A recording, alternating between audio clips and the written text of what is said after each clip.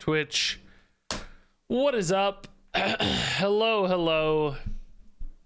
Happy, I think today is Thursday, but this week has absolutely disappeared. It has flown by in rapid fashion, but hello, happy I think it's Thursday, right? Yeah, Thursday. What's up, everybody? Hope you're having a good day.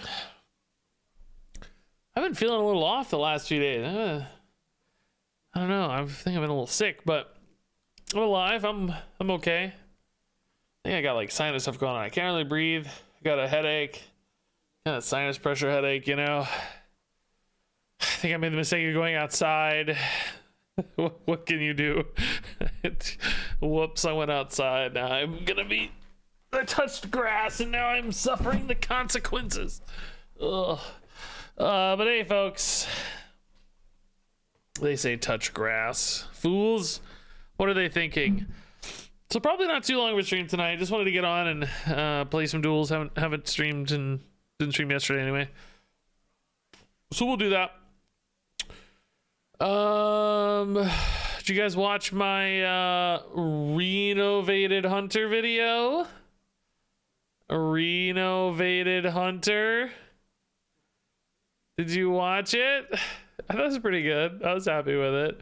Renovated hunter. I thought this thumbnail was gonna be an absolute home run. I gave King Crush a mustache and a Reno hat. And if you didn't notice, I also did the same for Erelon and Altimore. They each also have a Reno mustache and hat as well. I don't know how many people picked up on that, but make everything Reno. Video's done okay. It's not done great. I was hoping to do a little better, but we'll definitely try some more. Good enough to try some more. People seem to be responding well to it qualitatively, if not yet quite quantitatively. But sometimes that can just be the particular deck or day or anything else. So we need more data, but pretty okay. Pretty okay. We're in a downturn anyway. For Hearthstone, we're in that kind of valley before like mini sets or anything pop up, right? So it's not to be expected anything will blow up. It's all good, all good. Yesterday's highlight video did really bad, but I kind of knew it would. I don't even know if it was that good of a highlight. I kind of regret it. I'm trying this is an AI Reno in the thumbnail here to see if that worked any better. Kind of a funny Reno face. I made like a funny Terralian face today. I don't know where to find that though. It's okay. Anyway, catching you guys up. All right, let's play some duels. We'll do duels and then we'll do some standard. I actually want to try to make oh well, there was one other. Oh well, we didn't finish playing that Thief Priest. I needed some more Thief Priest games. I wanted to play that Thief Priest, that rank 1 legend Thief Priest that Bunny Hopper played. I also had a Secret Mage from Ike I wanted to play. There's a lot of good stuff going on, man. A lot of cool stuff to play, weirdly. I also want to make a big Paladin. I want to make a Reno Control Shaman, renovated Shaman. I don't know. We'll figure it out. We'll get there. I've been catching a lot of VODs lately. Yeah, that's definitely going to be a part of it, I think, because the VOD channel has been absolutely killing it. I have to say it's been pretty insane. It might beat the main channel for watch time this month, which isn't views, but it's interesting. Yeah. When I get to the end of the month, I tally up all my stats across all the YouTube channels. You guys, no, that doesn't work. So I'll be able to account for that later, but a little hard to account in the moment. But definitely seems to be siphoning at least some of the views. So what do we want to play in duels, guys? Was there anything in particular we had talked about that jumped out that we tried before that we didn't finish? We talked about like Evolved Shaman one time. We talked about I think there was something we talked about with Drekthar. Oh, somebody said Deck of Lunacy Drekthar. Which is kind of a crazy idea. Mage Deck of Lunacy Drekthar. I don't know what else I would run there. It's just be a bunch of chaotic craziness. I guess we could do that though. I mean, why not? Who knows? I don't have any other plans. So Lunacy. This has been rebuffed, which is nice. Back to 2 mana. Didn't this go to 4 for a while? Hey, Pokey the Gaming Panda. Thanks the 5-month streak. Let's go. Indeed, Pokey. Thank you. Looks like Jasmarelia dropped a sub as well off of off stream. 48 months for Jasmarelia. I actually think I remember that coming through. I was editing a video and heard that come through. 26.2 months with 63 months. Mama and Papa Regis rocking out the 63-month tier 3. That's insane. Longest ever on this channel. Over 5 years. Actually bonkers. Well, guys, what the heck else do we want here? We just need like big spells, I guess. Or not always big, but you know, 7 mana is a good spot maybe, because these turn into 10 mana spells that cost 7. I mean, I guess we just kind of want a wide gamut, don't we? So that we have various curve spots. Yeah, and Cancer's Flow is a fun idea. We could build an arcane throughput into this as well. Is Cancer's Flow 4 mana now? My god. Didn't it used to be 2 mana? What is it, 3 mana? What I don't, is it in Duels? It's not in Duels. It's not available. Okay, that's the problem. I can't find it. I can't find it. So I guess you kind of want spells at I guess 1 mana at least, because the hero power would take it to 0. So 1 mana spells probably make a lot of sense. Maximum Bottage with the Prime sub. Thank you. And No Sam, Mama and Papa, the 2 I will never catch. Thanks, No Sam, for the 177 bits. Yeah, it's hard to beat the Mama and Papa. They had a head start by a few years.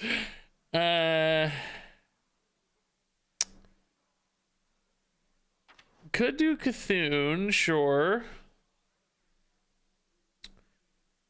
I think I just want a lot of spells though, just like spells that are generally useful anyway. You know, I think like I said, arcane spells could be a theme that connects them all, so that we have a plan outside of just the Deck of Lunacy. So like, yes, when we get Deck of Lunacy, okay, we'll go big for Deck of Lunacy, but outside of that, let's run some arcane spells that are just good arcane spells, so that we have a plan outside of it, right? What about like this? Arcane Brilliance is actually kind of crazy, right? Doesn't this sort of make sense? I think it will grab the discounted ones, right? Will it look at the original cost or not? I don't know. So like, if we have a 7 mana spell that goes to 10 and then back to 7 from the discount, will it know that it's a 10 mana spell or not? Maybe that's not gonna work. Maybe we need to be careful there. I don't know. Perhaps we should not trust the Arcane Brilliance. Does anyone know for sure how that works? Grin Villain with 200 bits. Thank you, Grin Villain. Do we have Yogs? Was it there? It's not arcane, I guess. That's why. Okay, we'll go back and check non-arcane here in a second too. Okay. Okay, yeah, I don't know. I haven't actually thought about it. I need to do a stream loot stream soon. Yeah, I kind of forgot about it, to be honest. Yeah, I don't know. I don't have a firm date. I guess I hadn't planned it, but maybe soon? Maybe this weekend or something? I'll try to squeeze one in. That's a good thought. I hadn't even thought about it. All right, how many more arcane cards do we want? Like, do we want to run some arcane secrets? If we run secrets, are we going to be polluting the deck with secret synergy stuff? I don't really want to do that. I don't want it to be a secret deck too much. Some damage output's fine. Polymorph, I mean, honestly, isn't bad. I kind of ignored it because it wasn't purple. My brain was like trying to find purple plays. But it's not bad. Mass Polymorph we could also do is like one of our big spells, just to make sure we have enough good arcane cards in there. I think we want to make sure there's a good arcane. I mean, do we run Deck of Wonders, by the way? Kind of, sort of fits the theme. It's not a card I really want to be spending 5 mana on very often, though, I don't think. That's my big concern here. I think I'd rather go for non-typed useful spells, like Spring Water is useful. I think we mentioned Yog's Box could be useful. I like that it's... Oh, Rune of the Archmage is useful. Puzzle Box is Shadow, but I don't think that's a problem, right? Surely we're not going to get offered Shadow synergies from one Puzzle Box. I'm still not sure about this Arcane Brilliance. Does anyone know how this works? So, for instance, if I have a Refreshing Spring Water transformed into an 8 mana spell that costs 5, will Arcane Brilliance draw or excuse me, copy the 8 mana spell that Refreshing Spring Water becomes or not? Does it, in other words, look at original cost, or does it look at in-hand cost?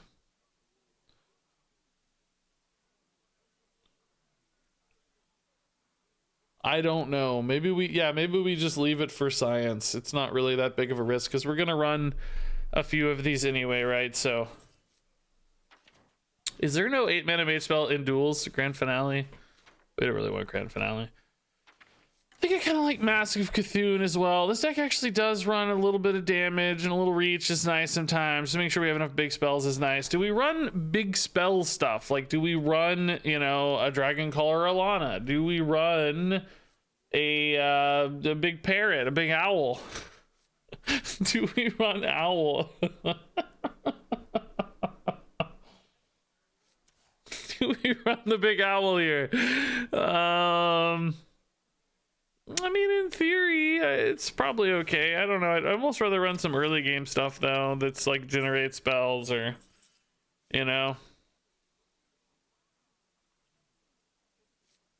And I like having mostly spells, too, for sure, yeah. Currently, we don't have literally any minion. Kind of crazy. Could just run, you know, like a Devolving Missiles, for instance. It's a nice arcane spell. It's not bad. That might be good. Hey, Dinkelbjerg. Thanks for the Prime sub, Dinkelbjerg. Oh my god, we're at 98% on the hype train with 5 seconds left. No. No, it failed. I didn't promote it at all. It's my fault. Snuggly, dude, thanks for the 14 months. That's nice, Snuggly. You guys tried. It's totally my fault. I didn't even acknowledge it until right as it expired. Whoops. That's a whoopsie. Maybe like an Arcane Missiles. Maybe like a Primordial Study. Some way to get a minion here. Some spell damage could be nice. This might work out. Yeah. Okay. I dig this, guys. Full on deck of Lunacy. Mage. Lunacy Drekthar. That's pretty cool. Now, Oops All Spells got removed, so we're not going to get that, but hopefully we can get, you know, Khadgar's Scrying Orb or something of the nature.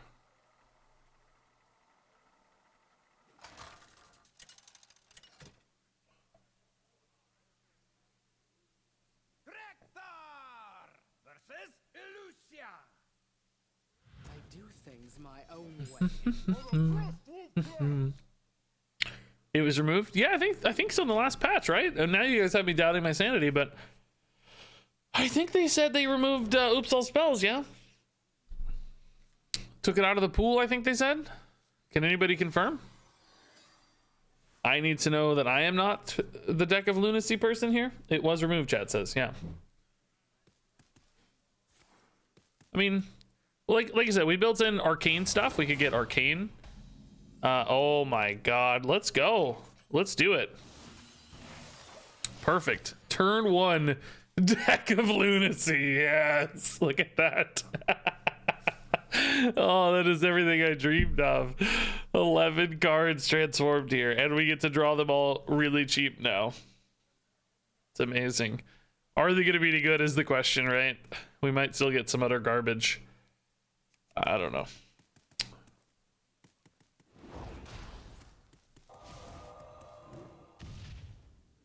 We're just dying in the meantime. It's like has no life gain. Contraband stash. That's garbage. That's an example of one of the garbage ones. Oh boy. All right. I mean, that's a priest card, so I can get a free 1/4 now off contraband stash. That's cool. We'll get more other spells, hopefully. Yeah, Siphon Soul, there you go. That's some healing. That's really nice. Let's argue it like now. Oh, Glide. Oh, the Garden's Grace. That's interesting. Sadly, that's our 10 mana spell, which doesn't discount very well, I think. Or no, maybe that's our 9 mana spell? I don't know how it works. Honestly. Shouldn't... Oh yeah, it retains its original cost. It does not discount by 3, so Puzzle Box would stay 10. Did I cast a holy spell? Whatever. Do I need to Siphon Soul here? Do I want to shuffle my hand and just draw 4 and hope that it's good enough right now? A lot of these are very reactive and hard to use.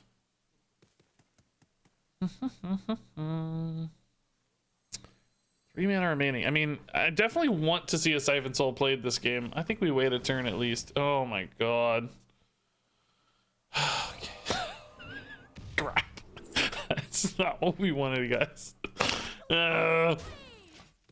Shoot.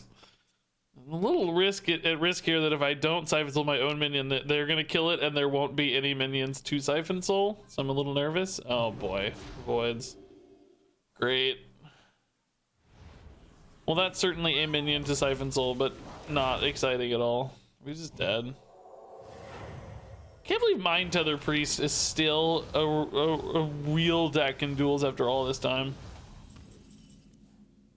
Mind Control. Okay. That's not good. Yeah, shoot.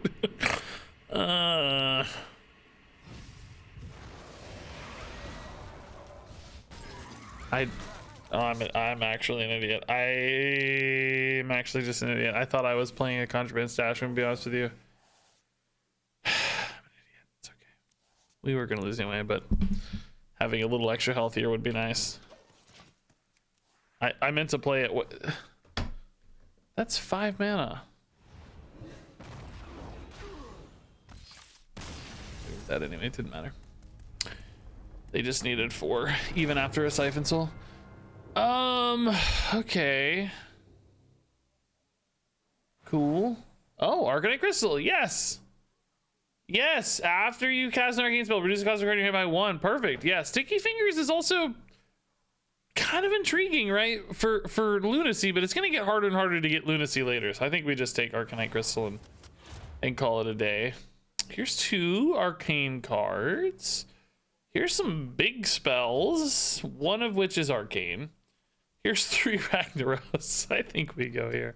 Those are a good shape for us. A couple arcane cards is nice.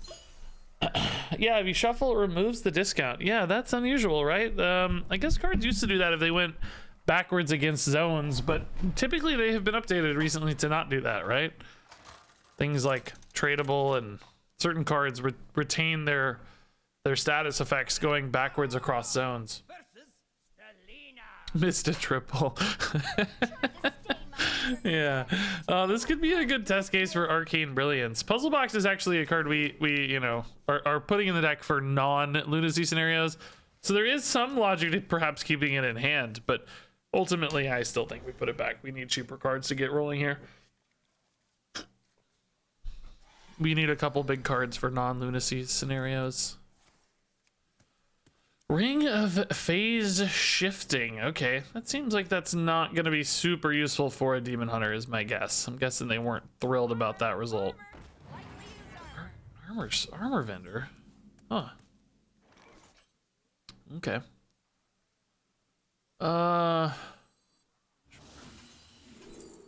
Seafloor Gateway. Echo of Medivh. Or Flurry.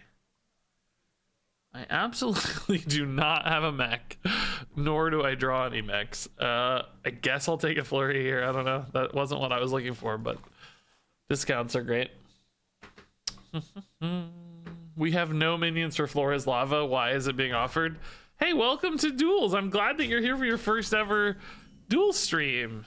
It's a big moment for you.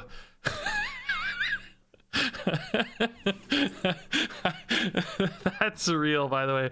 Is this after your first arcane spell? No, it's any arcane spell. Okay, that's actually really cool. I didn't know that. That's awesome.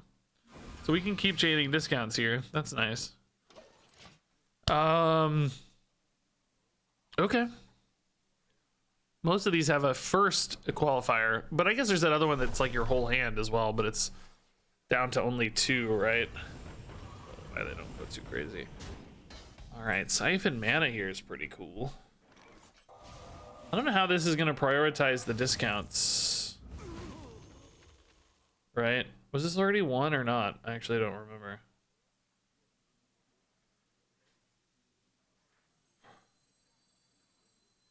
Well, I guess we're not going to test Lunacy after all. Just can't hit this, right? Because it's already 1. Deathborn would have been good like 5 minutes ago, but I don't think it's very good right now. Brain Freeze, I mean, maybe Unstable Portal is just tidier because it's another arcane card discount here. I'm not really threatened by this board yet, right? Ah, cool, okay. Nice. Mask down to 5, Arcane down to 3. That's pretty cool. I like these discounts rolling off.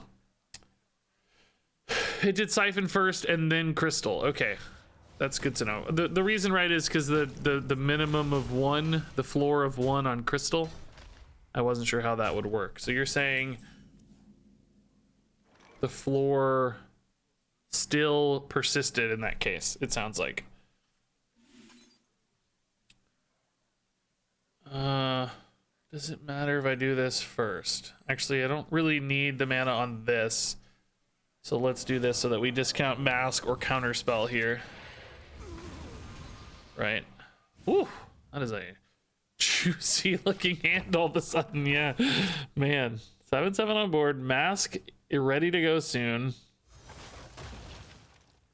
Polymorph's good against like later game relic boards. I might be able to just exhaust them of stuff. They're gonna have like a Zymox or whatever, but maybe not too many things beyond that. This should be a good Flurry test, actually. It's nice. Flurry. Do I go face? Oh my. Yes, we maybe.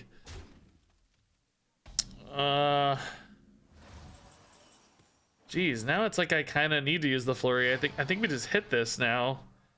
The problem is I don't have a good way to work through these for the Flurry. I need to hit the 6/6s, you know? I guess we could Mask of Cthulhu first and at least try to hit a 1/1, right?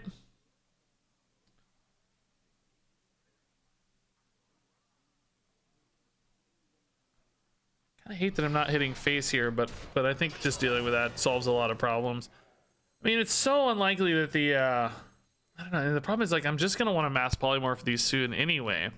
Are there any draws out of the deck that really make this feel better, like a Fireball? Lunacy doesn't feel good yet. Hey, JohnTron, thanks for 15 months, man. That's nice. I guess this is probably the play. I'm just not in love with it, right? Hopefully this dies for sure, right? It has to. If this died, it would be amazing. Oh, nice. We sniped it. That's not that likely. Hitting that 3 times is pretty lucky. That's insane. That's really, really lucky. Hey, Jasmine Aurelia, thanks for the 49 months. I swear to God, you just subbed off stream for 48, right? I thought so. Maybe not. Hey, Late Night Yak for the 2 months. Subs rolling in like crazy. Thank you, Late Night Yak. What is this for 6 mana? I've got the beast Oh, BGH, of course, yeah.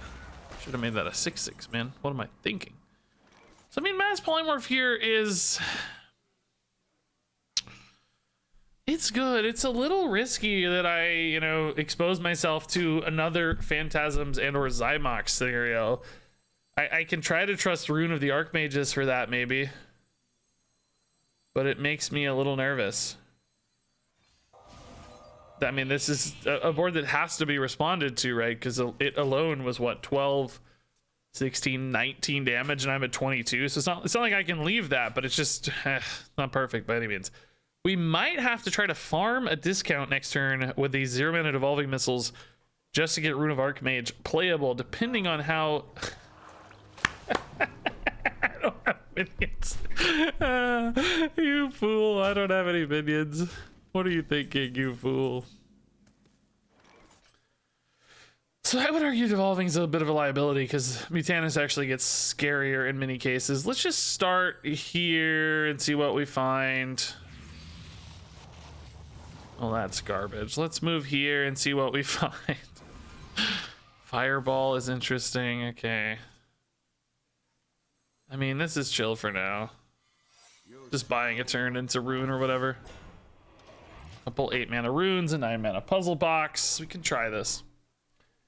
Do spirits maintain their base cost or does it increase? No, it was 6. I checked the same thing. I was thinking the same thing. Like, can I devolve this into a 1/1 maybe? No, they increase. Blizzard's thinking ahead. They got ideas. Oh, Ticketus. Wow, that's crazy. Freaking Ticketus, dude. Well, all right, Rune. I'm gonna need you to go ahead and hard carry here, Rune, because we're very dead. Flame Ward, Kabbalist Tome. Okay, interesting. It's not really enough to win is the problem. Vaporize, Unstable Portal. Get some secrets, I guess. Refreshing Spring Water. No.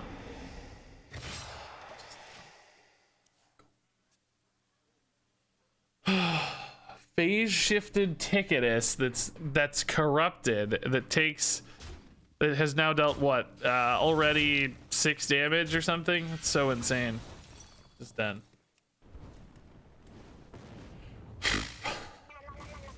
Classic Hearthstone defeat here. I'm very dead here. They just... Oh, what? That's just gonna die, so it doesn't matter. None of it's relevant, but jeez. Oh, man. That with 1/1s is actually gross. Okay, cool. That sucked. Clockwork Assistant or maybe just Spyglass, honestly. Yeah, I don't need the minion. Like, yeah, it gets big, but maybe it is actually pretty good. All right, I don't know, whatever. I like having kind of a centerpiece card. Why does it think I want all these Ragnaros every time? This could have been the 6 Ragnaros deck. What was I thinking? This is fine, a little bit arcane-y. Man. I honestly do not think you can play duels without any minions whatsoever. Oh, well, I actually just did it twice. So I guess you're wrong. You can play duels without minions. It didn't give me any errors or anything. Perhaps you mean you can't win without any minions? That may be. That may be. I don't know, man. Oops All Spells was obviously a counter to that, but it is gone, so maybe you're right. I don't know. Who knows? Might have a point. We'll find out. We got 1 minion now, so maybe that'll make the difference. If we start winning, I bet you have a point. Okay, Crowley. I am in position.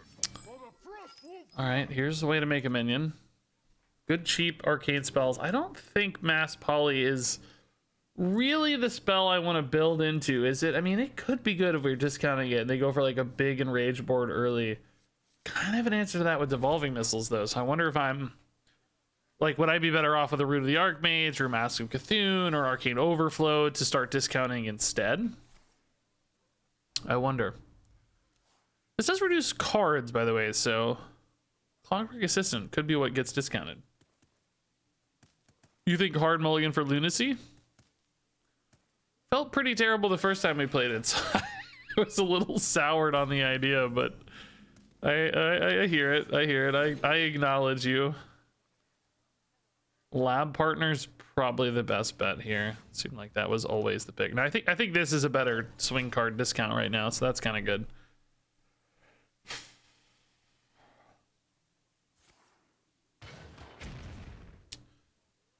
This guy's not worth the Devolving Missiles, right? Just seems so premature. I'd love to find a spell-based answer. Here we go. This is the one. Perfect. Mana Biscuit actually gives me a lot. Well, the Biscuit's not arcane, actually. No, we don't need that. That's fine. We'll just do this. No biggie. So this has actually not been discounted yet. We can coin an overflow here, though, and we can even do it with a lab partner to get it slightly larger. Ever so slightly bigger.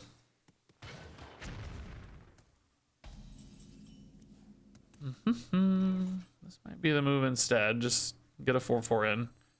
It's not huge, but I think it's fine.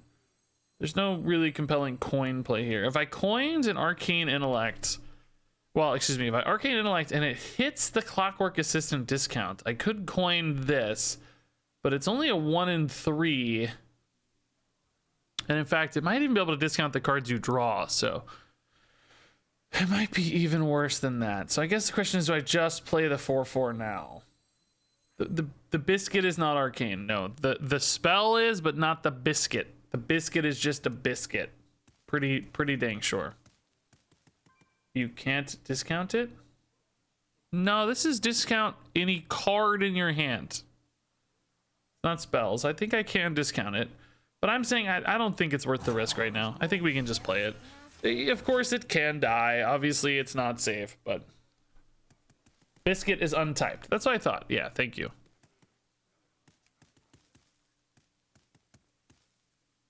We'll take the chance here. Ah, it lives. Now do we go here? This gets a little bigger. This is not the cleanest Arcane Overflow, but it deals with a pretty monster threat. Now, instead, I actually could go Devolving Missiles as well. And just really swing hard here. I kind of like that more. I have the Mass Polymorph for emergencies later, so maybe we just do this now. It's going to be small on average, and then I can still Arcane Overflow it and just get a big board out of it, right? Okay, it's a good minion, yeah. So yeah, let's go ahead and coin Arcane Overflow here. I guess I'll go ahead and play the lab partner as well, just to get a really monster board. I think that's fine. This is a pretty good turn 4, right? It's not bad. We have Arcane Intellect as reload, Hero Power 2. We're not really using much, but just had so many good plays. It's like Arcanite Crystal does the same discount as Hero Power, so until I need the resources, I don't know if it's worth it. Some argument that you don't get them back later, so maybe you should weave them in, but for now we're just trying to keep up, right? So this is 15 damage. I can maybe kill them here? Think of what I draw, because this gets bigger on board, right? Oh, that's a good start. That's a good start.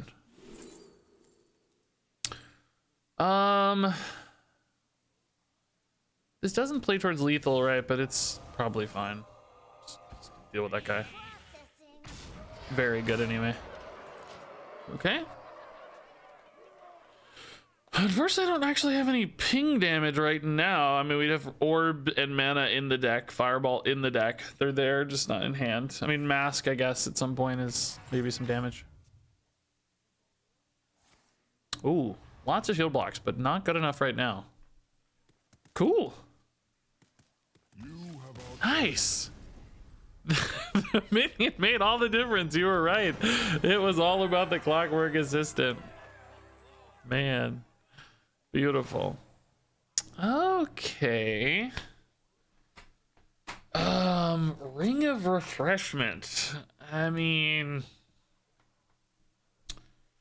kind of cool. Orb of Revelation. We have some discovers, but I don't think they're particularly common. You know, we just have a few like primordial glyphs, runed orbs, and stuff. Not a ton. I mean, there's enough, but not a ton. Yeah, not really that many, honestly. Brittle Bones is pretty good, but again, I don't actually have that many removal spells. Runed Orb, Siphon Mana, Fireball sometimes, Arcane Overflow, Mask of Bethune can be pretty nuts if it hits right, but not that big of a home run.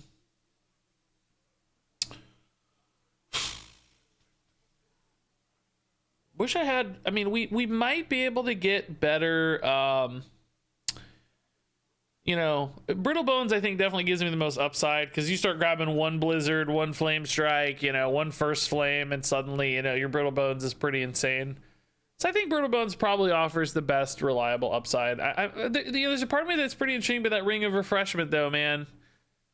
I kind of love the idea of just drawing a bunch of free cards off of the hero power, but it's still 2 mana is the problem, right? So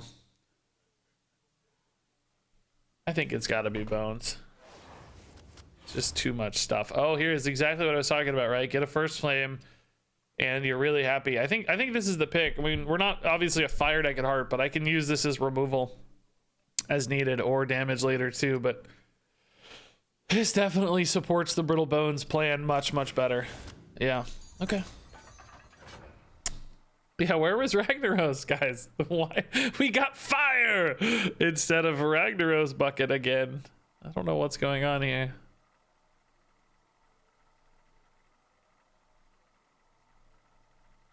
Something's wrong. It's been a mistake.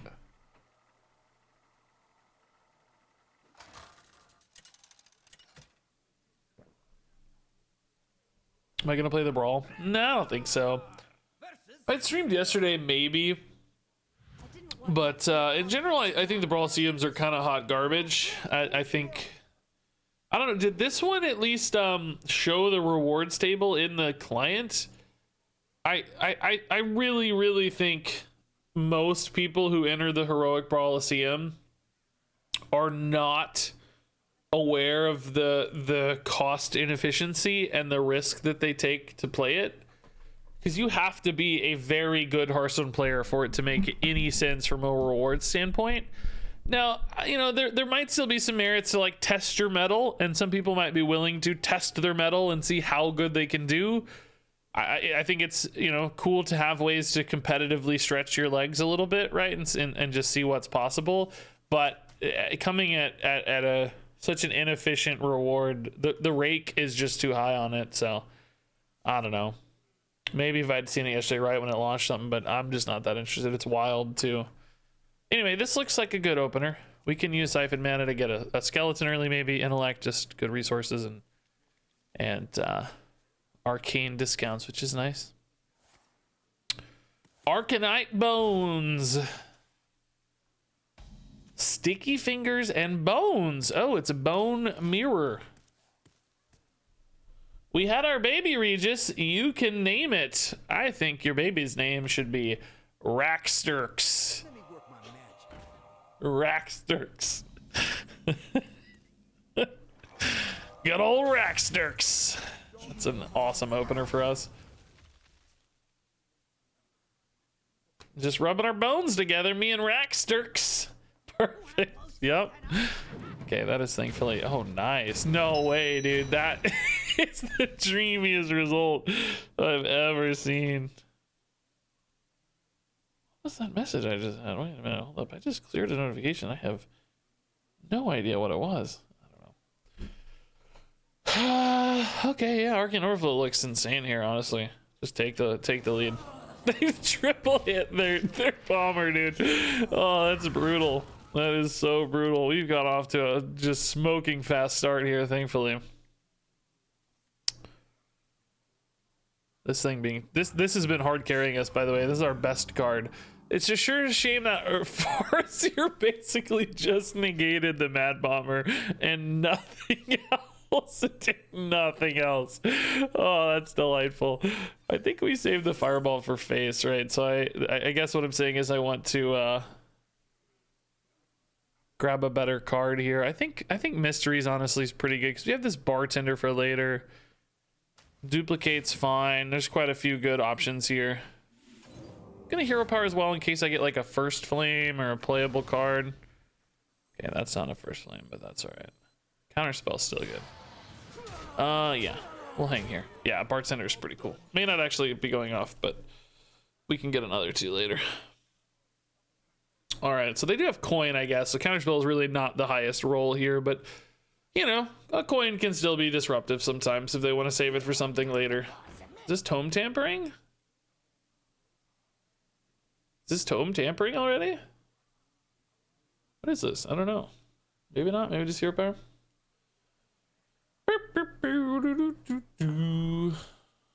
Yeah, the bomber was a flame imp, basically. Yeah, exactly. All right. Oh no, my 0 mana card interrupted their 0 mana card. Actually, they're just kind of a 1 mana card. I kind of spent 2 mana to get my 0 mana card, but also I discounted 2 mana. So who wins? I don't know. This is a debate. They do have the tome tampering, sadly. That's gonna give them a power spike on board, but or in hand, but they're not reacting to the board here at all. Maybe taking a trade on one of these, but I have 8 damage there. Fireball's in hand. We're getting really close to just setting up for some lethal pushes here soon. Especially if this starts hitting face at all. Ooh. Okay. That's pretty cool.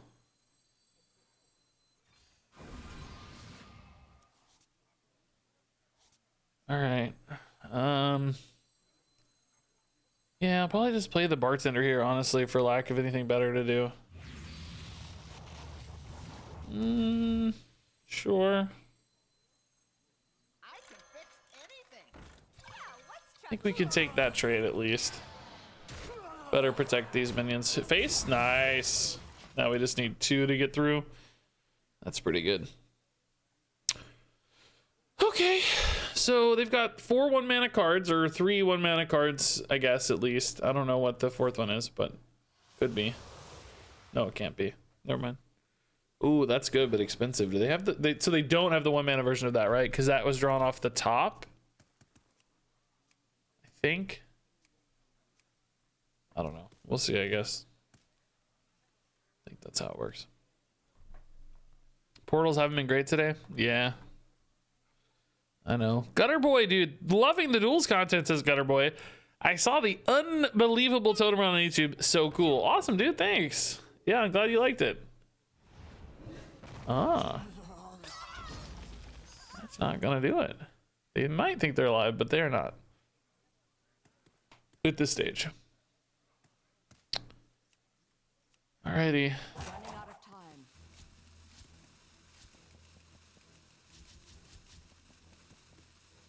Let's see. Racksters. If nothing else, Racksters, you may have lost your Duels run, but you have been, but a babe hath been named in your honor. For whatever that's worth. I should have first flamed their skeleton and then tried to first flame my skeleton for lethal for fun, but I don't want to be him. We got a consolation prize, Rackster. Oh, coins are great, right? Well, yeah, I mean, they're probably great. I got some big spells, right? The coins themselves aren't, you know, they aren't like arcane. They don't necessarily interact with anything other than Clockwork Assistant, but I think I do have big spells that cheating into could be very nice. Get an early rune or puzzle box or whatever that snowballs. I mean, Staff of Scales, right? It's great removal. Like, it's a very powerful card. I don't want to just ignore that. Is definitely noteworthy. Canopic Jar is obviously not for us. We just don't have enough tokens. Oh, Magister Enchained is really good with bag. Yeah, okay. That's a good excuse. Yeah, I was actually looking for another reason to run it. I think that's it. Yeah. Staff is probably more powerful in general. Ooh, Flame Waker is a reason to run it too. Actually, I like this. I'm not one who normally takes extra buckets, but this gives us a lot of interesting synergy upside. This gives us more Brittle Bones upside, so I think we do it. Interesting. Very rare no more please choice. We need to hone in on the brittle bone side of this deck a little harder still, I think. I could have canopic charged my 3 minions. Yeah, runes usually makes a skeleton too. Yeah, very, very often. Okay, siphon is awesome. Bartender is probably not as awesome. I think we might keep this. Just such a powerful engine that I'm going to be discounting potentially quite a bit. I'm going to keep the torch because it's just a way to get a bones. Way to get my bone rolling. All right. We may be hero powering a little more this game if they don't open up with a lot of minions, right? They got Grom. This totems? Oh my god, I think they got the totem dream, dude. Oh, Prince Malchazar, though. Oh no, it's not totems. They're running this. Never mind. Not totems. Goggles is super scary, though. Goggles does everything I want to do, but way easier. I'm not gonna save coin. I think hero power is too valuable. Runes on 2 is good. It's fine. Alrighty, are they gonna kill me too fast here to recover? What's your thoughts on take these away, please, a bucket where you can remove 3 cards? Yeah, I've requested numerous times that I wish we had some way to manipulate our deck other than through addition. We currently only have addition. There's no subtraction. There's no multiplication. There's no division. You know, Bob's Tavern in the single player stuff always gave us a mechanism to do that. We could remove cards. We could like take a card and add 2 extra copies of it to your deck or whatever the, you know, various ways to tweak your deck were. I always thought that would be a great fit. It would allow for a lot more skill expression in duels, but also still be fun too for people who don't necessarily know how to express that skill very well. As long as it's not like too fully controlled, like it you know, it has to be you know, still a little random, I think. Otherwise people will just perfect decks too much. So you don't get to pick which 3 cards you remove, right? There's just 3 random ones, but it allows you to occasionally make those manipulations in a positive way. Oh boy, I think we gotta play this guy. He's tiny, but nothing else feels very good right now. So we're down to 25. They just hit me for a monster amount of damage, mainly to open up their Emerald Goggles, it seems. I don't think there was a lot of other goals there. I need something to use a spell on. Really did not want to siphon mana face, but we may get to that point soon. Just start smorking to get some discounts, you know? This is inactive, though. So hopefully they actually can't kill this somehow. You know, that seems so unreasonably likely. I just don't think that ever happens, but you just kind of hope maybe. Gee, Lacanol. Good God, dude. It's taking 14 already. This is insane. Basically already dead. Just have no mechanisms to interact with this game at all. I'm doing nothing. I'm literally doing nothing. I guess. Yeah, I don't know, man. Basically dead. Yeah, straight up enhancement shaman, yeah. Okay. So, I mean, I got the gears turning a little here, but they haven't even played a minion for my runes. I just, you know, my deck is about killing minions, and they're not doing that. They don't play any. How do they have Prince Malchazar, by the way? It's like, come on. How am I not beating the Prince Malchazar deck? This is sad. Oh, God.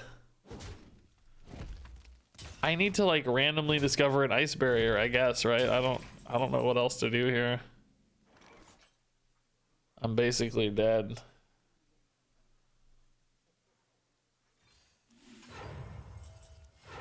Coins let me do anything interesting? Brain freeze cannot hit Cannot go face, unfortunately. That would be cool. Okay.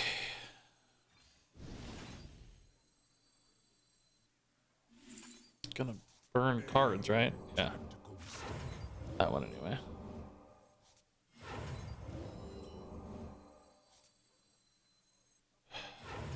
So I don't even know what I'm looking for is the problem here, right? Like, I don't have any mechanism to win.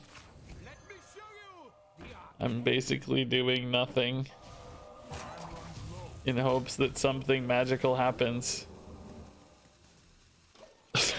I mean, they only need 1 damage here to win, so it's not like they're digging very hard.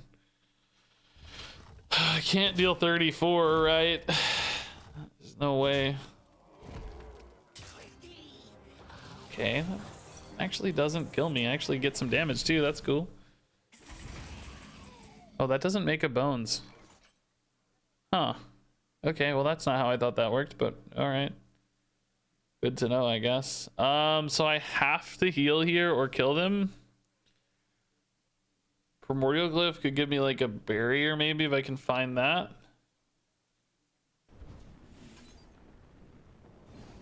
But I have like no mana. I can't really do that. I just needed the hand space. Taunt? No taunt. GG. Cool.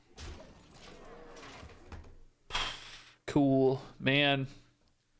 They played 1 minion and basically just because they had nothing else to do. That's great. I mean, I don't play minions either, right? But Smork. It always makes me want to play a Smork because it just seems like you get so many free wins just absolutely going face. Man, I liked this deck. I feel like I think I want to do this again. I don't know if it has to be Drekthar necessarily, but I liked that deck. Oh, dude, let's do it again. I think we can do it better. I think I'm gonna cut the big stuff. Like, I just don't think the big stuff mattered at all, right? I liked the arcane a lot, but I just don't care about the big stuff, right? Let's just run more cheap arcane cards and try to get Arcanite Crystal again. Actually, that seemed really cool. And I guess we can probably still run the Lunacy. That's not a problem to me.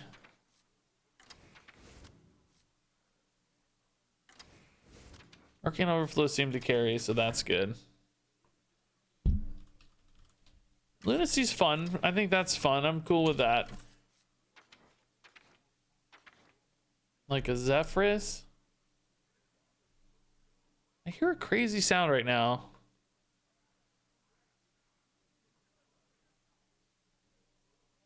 What is that sound? It's like my wife's phone or something. Hold up, guys. Give me a second.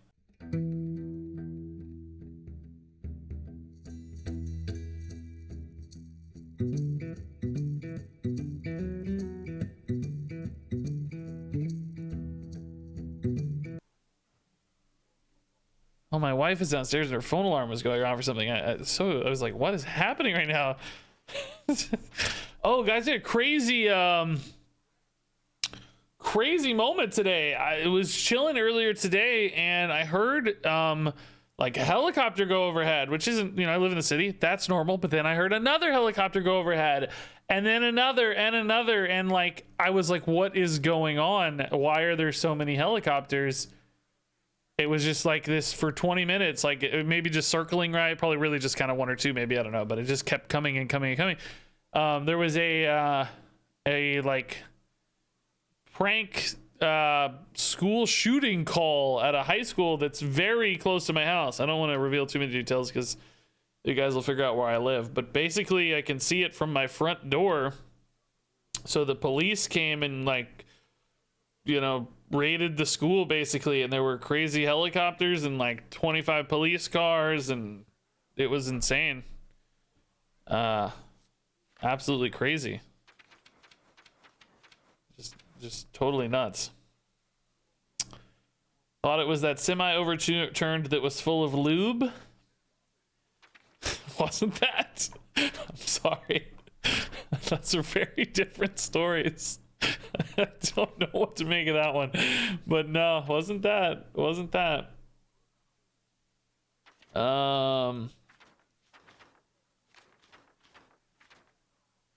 Savara is. I was actually literally just looking at Savara. Yeah, I don't think that's a crazy idea. Savara's intriguing. I'm thinking about what else might be good. You know, any other just really, really nice arcane spells. I'm chill with Savara, honestly. I think that's a cool recommendation. She's fun. Made it before the run starts. Well, you made it before a run starts. That's true. I'll give you that one.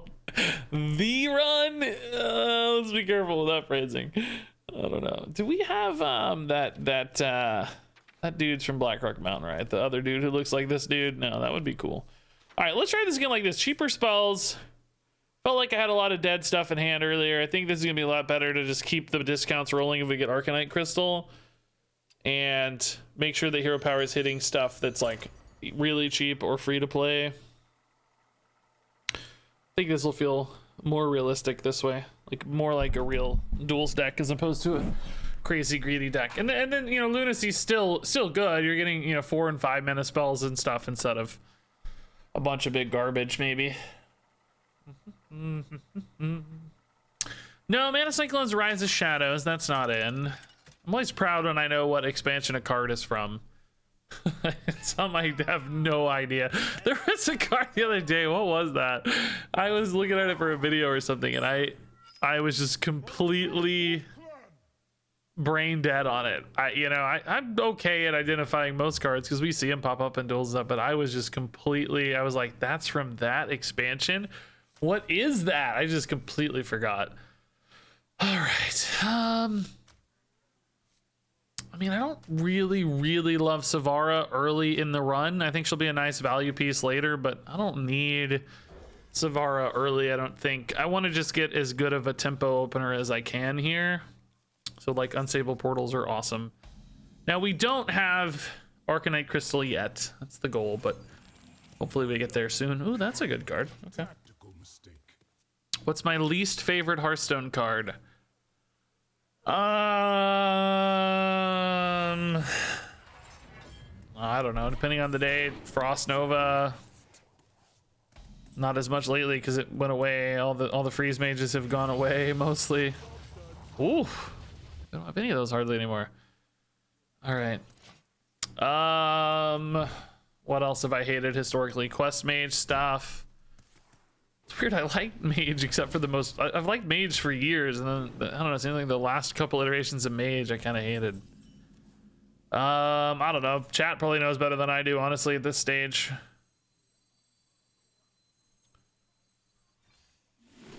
Thalnos is definitely the pick here.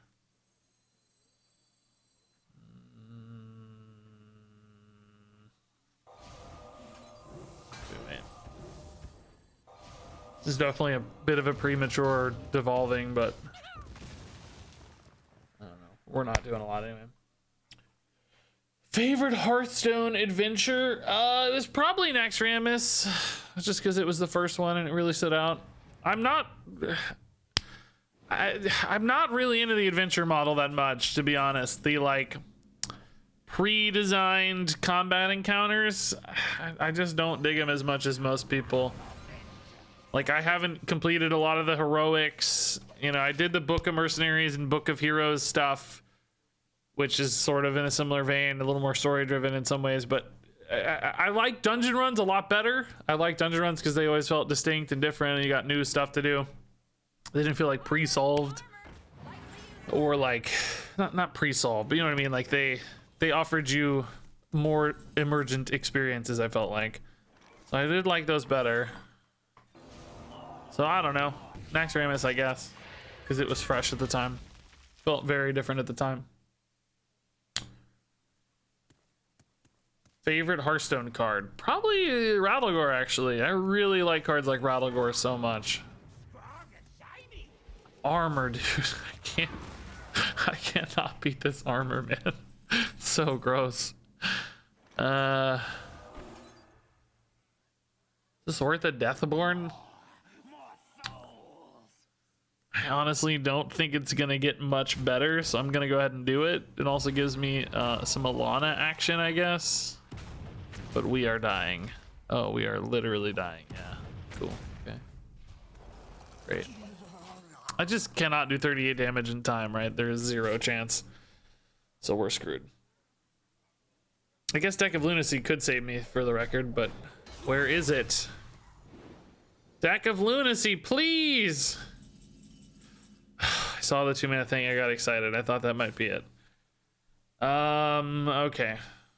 Go get him, Alana, with my single 5/5. That's gonna win us the game for sure.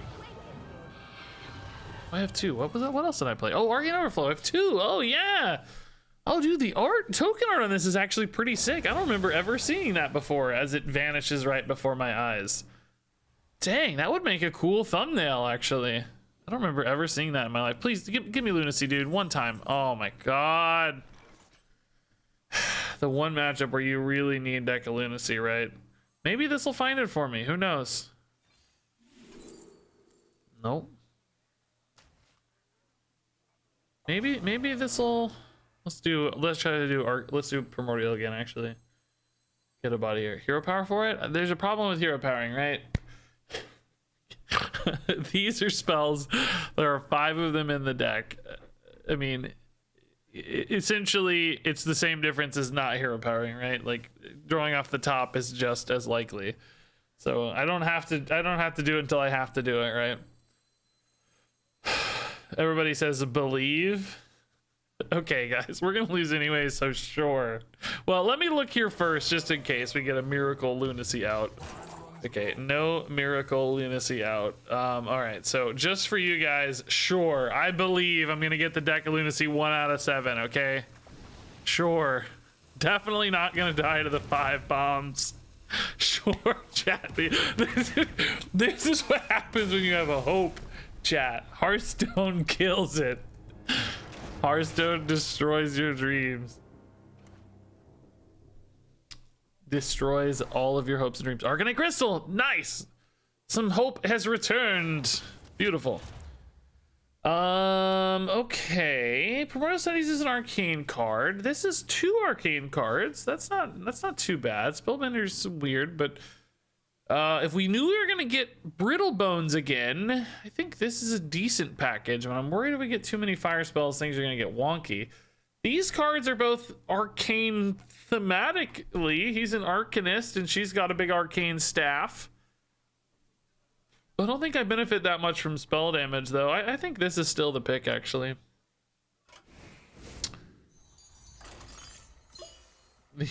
We may have lost, but the content we gained will last forever. Yes. There will definitely be generations, thousands of years into the future, studying the works of one RegisKillbin. He was a master of his craft. Look, RegisKillbin was a warrior. He entered the duels without fear, with bravery in his heart, playing the most foul creations. It's like the Roman Colosseum, you know, the gladiators of the Roman Colosseum, except now it's esports. They're gonna be like ancient texts are YouTube videos, you know, Twitch VODs. Oh boy, another bomb warrior. Are you serious? This sucks. My whole point is drawing spells and they're shuffling all these garbage spells into my deck, so that's fun.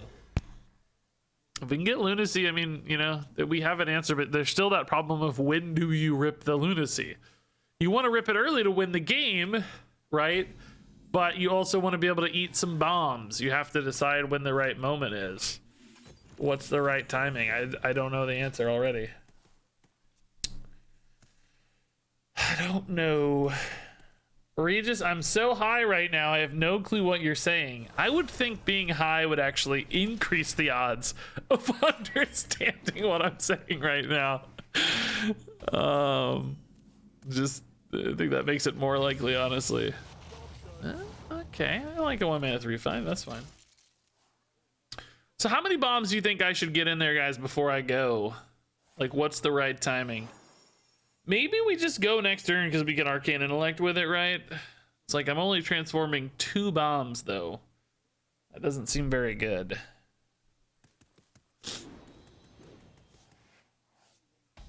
Maybe I wait a little bit longer. Just a hair more. Frostbolt or Snowman for bodies? I don't know. They're still good at dealing with bodies, but Frostbolt's just not that good either. I don't know. I think these both kind of suck, to be honest.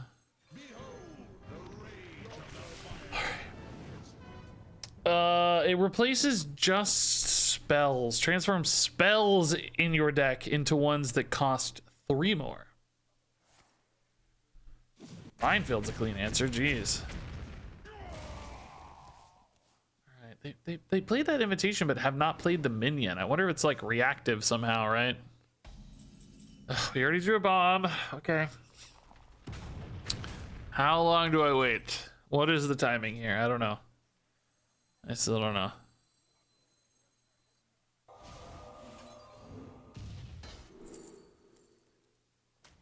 Okay, that's another sort of infinite card, I guess. I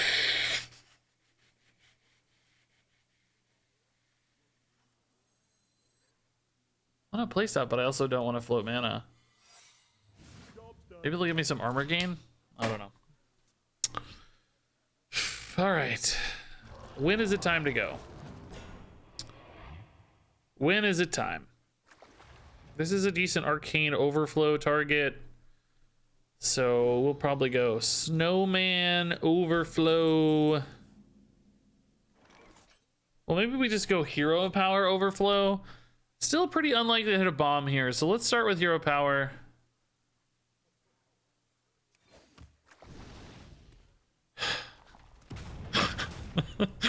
Awesome.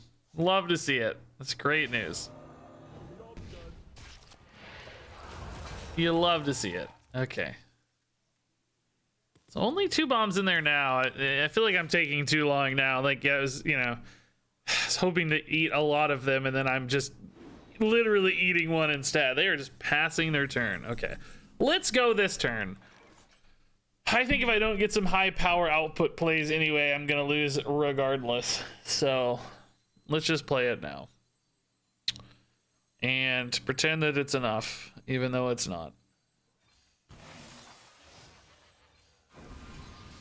Oh, that's a good card. Oh, that's a good card too. Holy crap. Okay.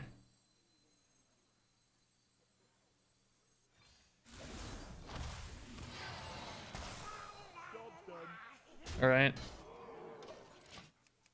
It's a lot of damage output. I mean, we got a mountain to climb still, so I don't know if it's enough, but I think giving up the draw is okay with like Miracle Growth literally in hand already. There is another bomb, unfortunately. Gross. 2 bombs. And we draw 1. No, we don't. Okay. Nice. I mean, this is likely to draw bombs, but also not. I think we just need the big guy, though. Let's do it. Let's see. Polymorph. Okay. Gift is insane if I can get it. Oh, healing. Healing with a side of draw is a little bit risky, but I still like it. Snowman discounted. Oh, I forgot this is actually a pretty decent minion, isn't it? I probably have to kill it. Shoot. Oh, crap, I kind of forgot. I was thinking it was a 1-1, but it's obviously not a 1-1. Okay, so big board. We've got Living Roots Gift as a play, by the way. This is kind of cool.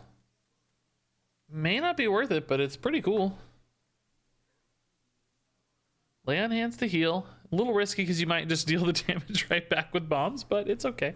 Shield block's really good for us to get for 0. Nice. We love armor. It's like a mini lay on hands. Do I risk the Living Roots, guys? Living Roots into mass poly. Yeah. You see the lines. Good on you. Oh, 9 is exact. That sucks. Brutal. I mean, I think I need to make a big play, right? And I think oh, that's interesting.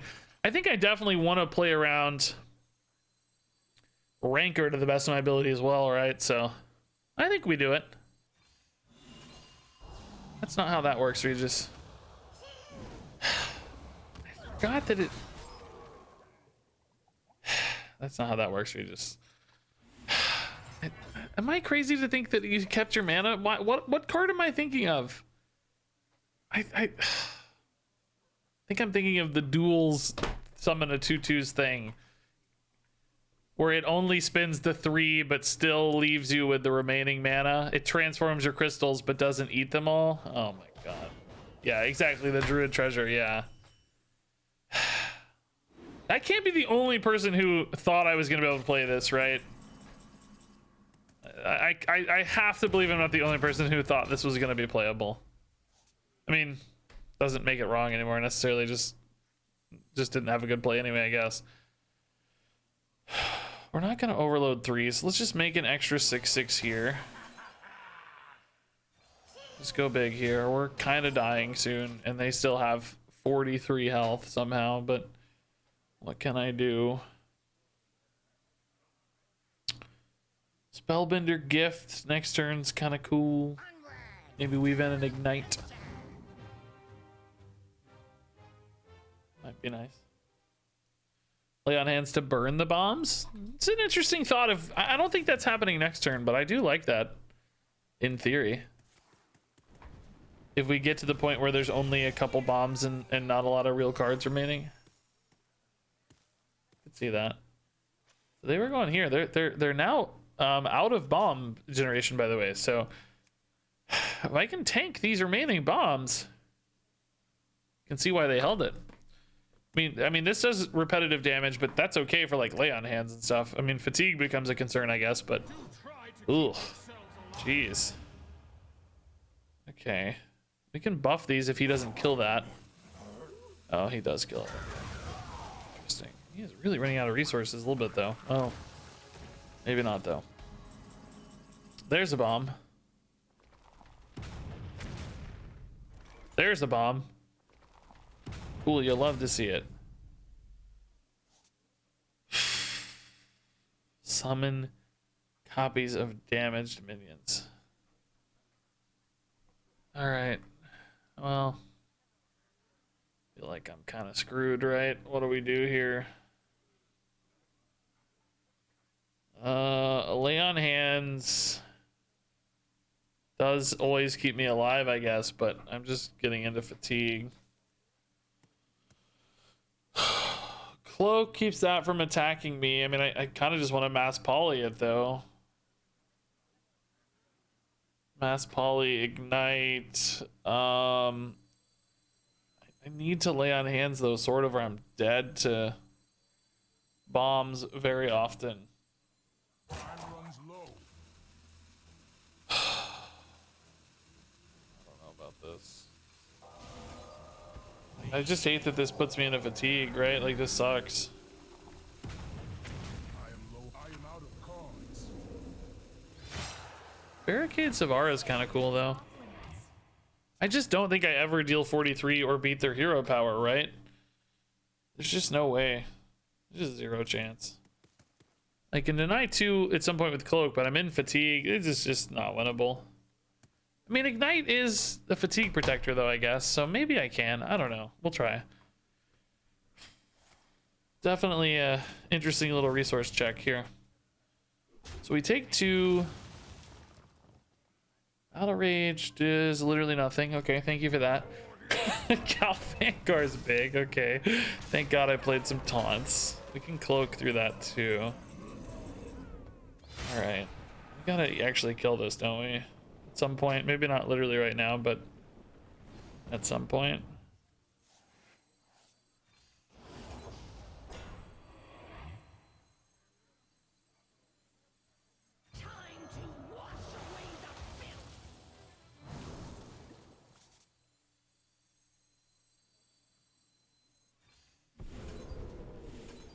Okay, So double ignite in deck to protect against fatigue. I mean, I don't technically need both, but I figured I might as well.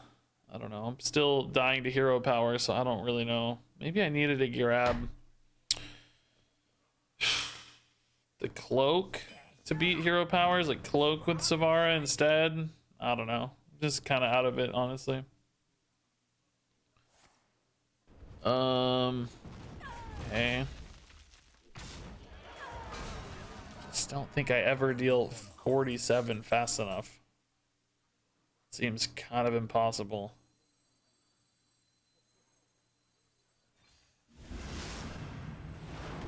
Right? Like, there's just no way. That, and I think I had to grab a cloak. I think I needed at least a cloak for one more turn, maybe. Can I do like a Magister's Ignite pop off and kill them, maybe? You know?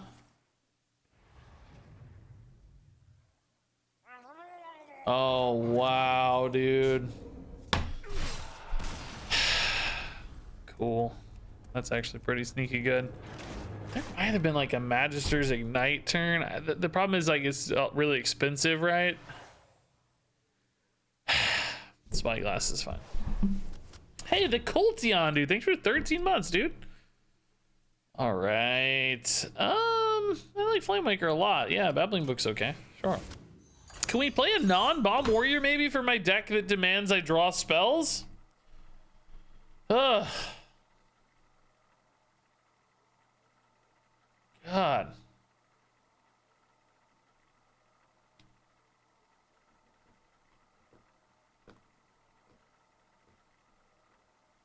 We're just playing two straight hard counters. Tons of armor gain, which means I can't ever win, and bombs, which means I can't use my hero power. Sucks. Really unlucky cues, I feel like. I'm gonna honestly want to try this a third time, maybe, if we just hit another counter so quickly and easily here. Let's see, I have a video for tomorrow. I need a video for Saturday. We're gonna do murdered cards later. We're gonna do maybe a duels run and maybe a real deck.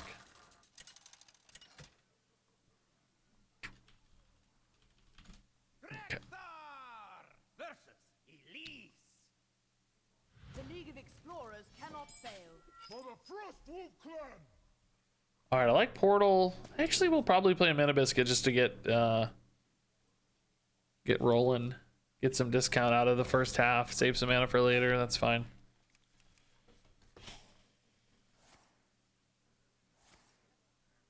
Okay, Arcanite Crystal. Primordial is a great opener, yeah.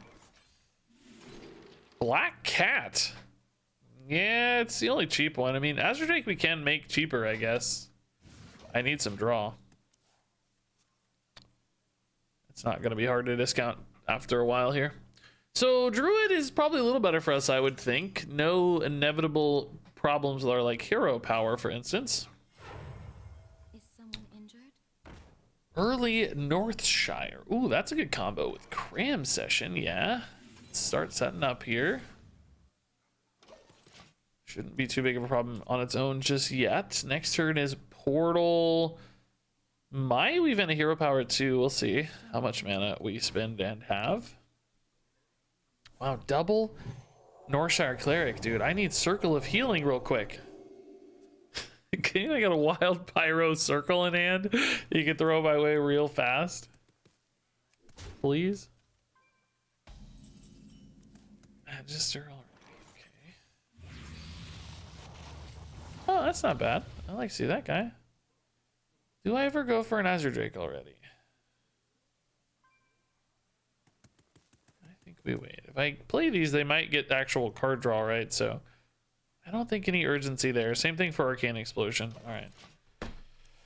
Could Mana Biscuit hero power and try to play something there as well, but I'm just going to save the biscuit. I'm not going to risk it because I have like Flame Waker. We have reasons to wait. Magister Unchained also, of course, is a reason to wait. So that's a good Arcane Explosion board there. That's nice. Siphon Mana with Azure Drake Explosion. I guess we'd go Explosion, then Azure Drake Siphon Mana, actually, in that case.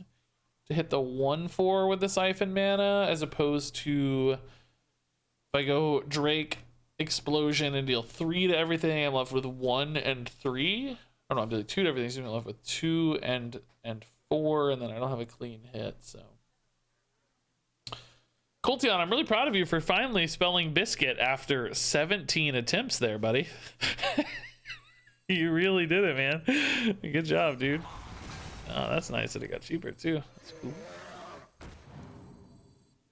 Okay, we like Glyph as well. Like, oh, we'll go Cram Session first, right? Oh, unfortunately though, I don't actually discount anything with Cram Session, but I have the spell damage now, so probably the right time to do it. Okay, Savara in hand is cool.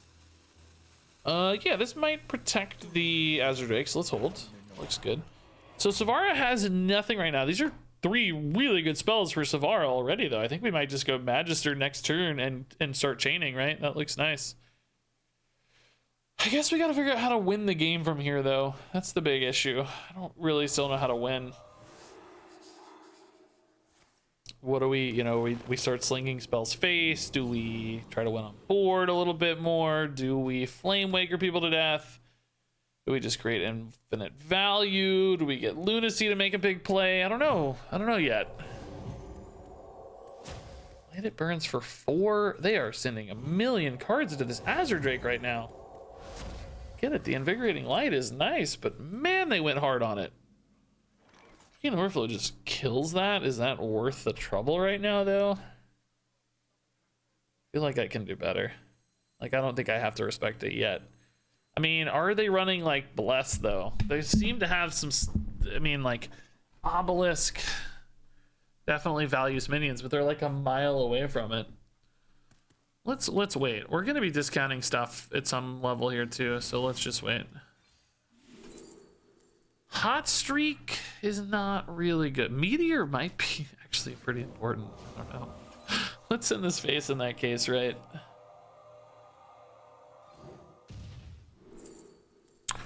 First Flame is nice and cheap. It would go in the Savara, but I'm not too worried about that, am I? I just like the cheap spells here for... Ooh, I wish that were cheaper. Okay. Softening this up is actually sometimes bad, not good, but that's okay. Because it gives them more healing points, right? But at the same time, I am gonna want to kill it here in a minute or two. And if I can do that with, say, Arcane Overflow, for instance, that might be a nice way to do that. So it just depends on how much healing they have, I guess, whether we feel punished by that or not. And can I keep their quest line in check anyway with polymorphs and stuff later? For now, though, I think drawing a lot of cards makes sense too. So Savara had 3, had Chained, Runed Orb, and Primordial, right? I think.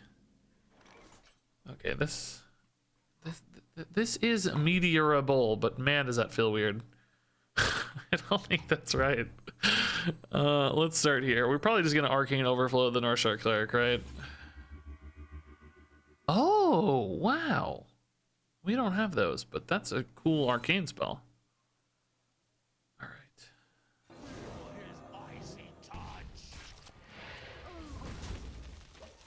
I gotta find ways to hit them, man. I just don't really have a lot of ways to turn this deck into lethality. I don't know. Might be without like Brittle Bones and stuff. I don't know if we make enough threat ever. Polymorph on a 4/4 is not that bad. Okay. Seems fine. Guess I'll just Savara here and just ooh, okay, that's a bit more interesting. If I go Savara now, I can maybe set up for next turn with that guy. Yeah. Save a bunch of cheap spells here.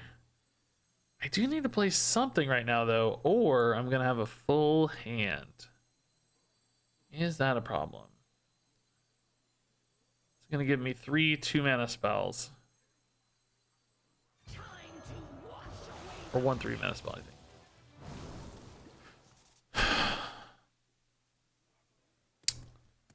Could maybe just use my own jellyfish. Arcane Brilliance, I guess, is a throwaway, so I could do that. The problem is it's really cheap for Flamewaker. I guess it does pass on its discount to something else. Maybe that's okay. Maybe that's fine.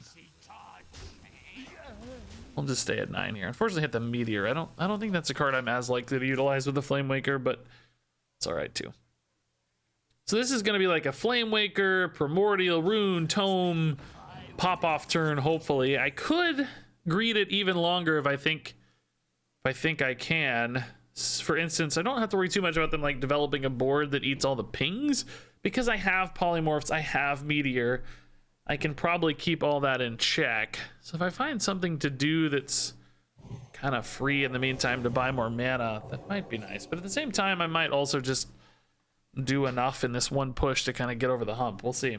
Hey, Pengu Boss, thanks for the tier 1.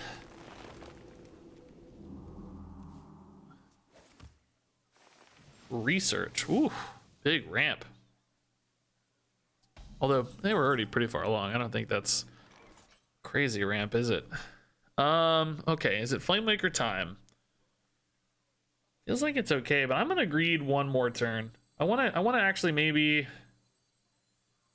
I might just like potion a jellyfish, the babbling book here, just to turn a you know, a more expensive spell into a cheap spell. Maybe just use this polymorph the same way then. This is so weird. Just passing in the cost here to something else. So strange. It's an interesting decision, but like I kind of like it. I don't know. They're at 8 out of 15, 24 life. I think next turn I'll go no matter what. Just gotta do more. Lyra, okay, that's fine for the Meteor like we talked about. A little bit worried about them going crazy here, but that's fine for Meteor still. That's no big deal. In fact, we're getting it. Oh my god, I forgot we're getting it. Oh, even better. Wow. I wondered why that said 6 health. Well, that's spicy. Okay, big damage here potentially. Alrighty. We'll go Flamemaker, Primordial. Primordial, we take a decently high cost spell, then we might be able to discount it with any future arcane cards to create a larger chain. I guess we should start with Meteor though to make sure we're not wasting any damage on that Lyra. Meteor is going to be the cheapest way for us to do that, right? Feels like it might be a lethal if things go swimmingly, but I don't know yet. Explosive Runes is kind of fine, I think. Even mana is actually perfect, yeah. I don't know, we're running out of... We're gonna get some discounts here that aren't useful, I think. Wish I could siphon mana on my own units, but I don't have anything that's the right shape. Explosive Runes Tome is probably the right decision over mana, but it depends on what gets discounted, I guess. Let's see. This did not get discounted. That's unfortunate. I don't know. Was that the maximum damage output there? Was there a way to do more? Something got lucky or sequenced, I'm sure, but I think from what we had discounted, that was the best we could do. I wonder how much they'll be able to recover from that now. Playing a minion here might just kill them if they're not careful. We have 5 more damage here, maybe even more with spell damage if we get a minion alive. We'll see. All right, Arcane Missiles in deck 2 is a little extra damage and discount potentially. It's a lot for them to work through. I mean, they you know, they have a ton of mana and stuff, and I'm sure they have a lot of healing in their deck for their quest, but it's a lot to get through right now. It's not free. It's a good start. Move effects and stats there a little bit. Play. Well, actually, now they've gained a little health, so Babbling Book would not be lethal. Time grows short. Count That is weak. And dead. They tried to buff it, I feel bad. Dude, the secrets actually kind of wrecked them a little bit. I feel bad. They actually really got wrecked by secrets. The spellbender was really tough for them, and that runes hurt too there. It's kind of brutal. Okay, what do we want here, guys? I don't even know. Brittle Bones was totally fine. Oh boy. Well, I mean, it's definitely Orb. There's no question here, but it's really not that good. I mean, it's okay. We have some Discover cards. It's not like we don't have any. We can try to grab more, but boy, this is not ideal. 12 and 2. Good luck with that. So this is a Discover. No Discovers there. A couple interesting spells. No Discovers here. Some Naga stuff. I think these are kind of expensive spells. I mean, it is nice now to get slightly more expensive spells because the Orb's discounts are really only good on big spells. They're not good on small spells. I do like that Alexstrasza gives me like a little bit of a win condition. You know, sometimes we've had worries about like, oh my god, how do I ever deal 40 damage or something? Alexstrasza might be a way to do that. So I'm actually kind of looking at this more.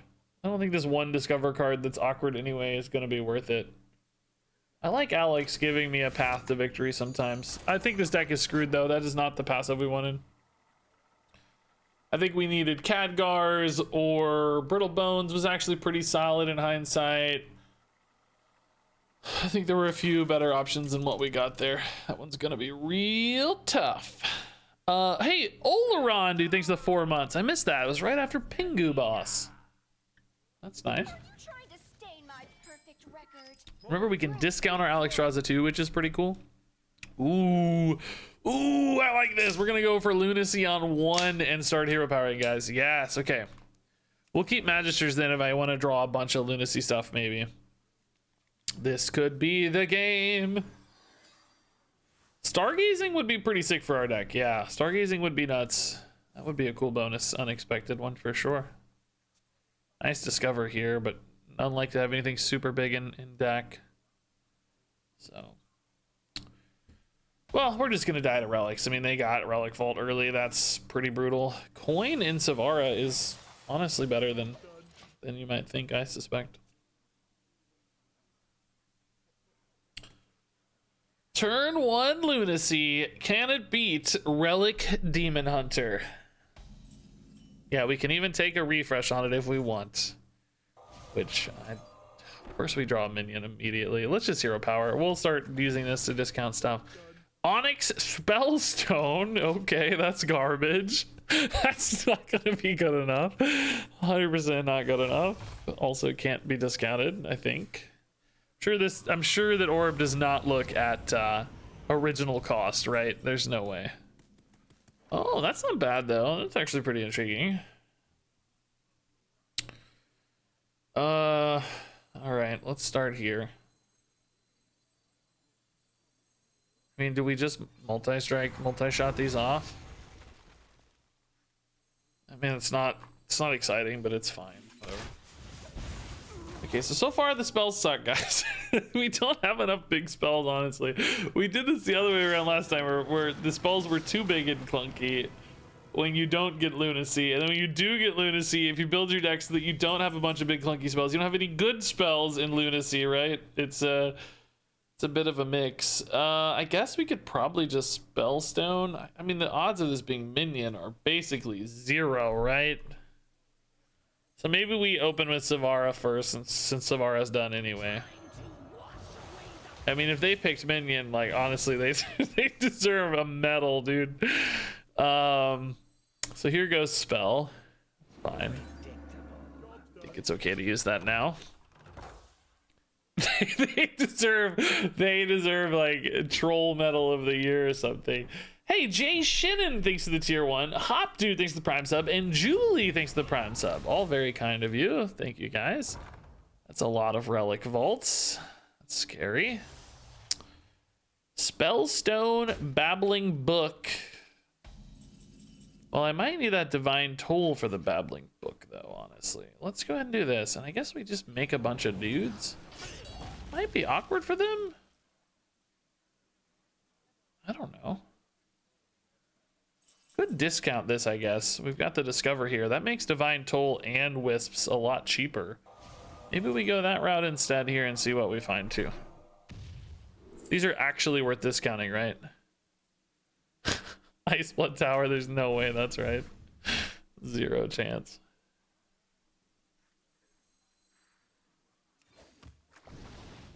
Oh my. Okay. That is a card I definitely need to discount some. So I actually could go Babbling Book Divine Toll here and just make it really tall. Do we think that's better? Oh, they burn Zymox. Okay. You have a lot of cheap cards in hand though. What do you guys think? Double Lunacy, you think?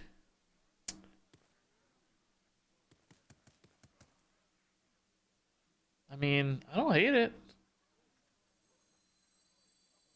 It makes them bigger, right? So, wait, does it actually make them bigger? Does it look at the original costs? Wait a minute. Does it? So for instance, like, I think it does, right? I think that's how it used to be in standard anyway. Okay, let's do it. Why not? You guys are ballers. It does nothing, says.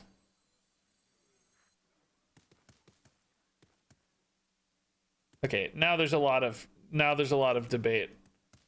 I think it used to increment them in standard, didn't it? Time runs low. It does nothing. It does not look at the new original costs. It's still at the old original costs. Okay, you guys are making me really nervous here. I don't know. I'll do this instead. Screw you guys. I gotta find a way to win.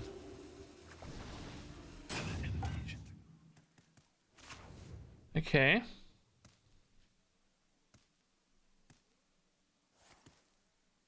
Wow.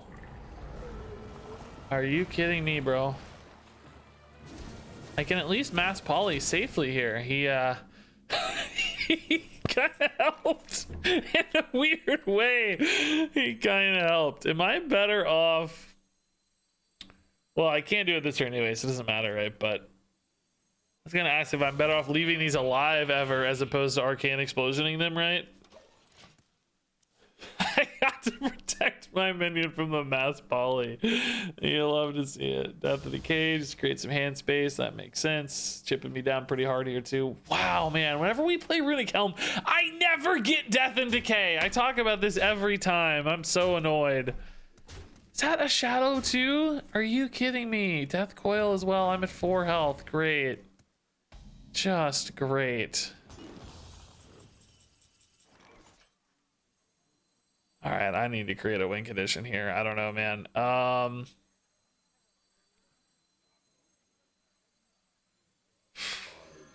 It's not enough yet, but it's what we got at the moment, so.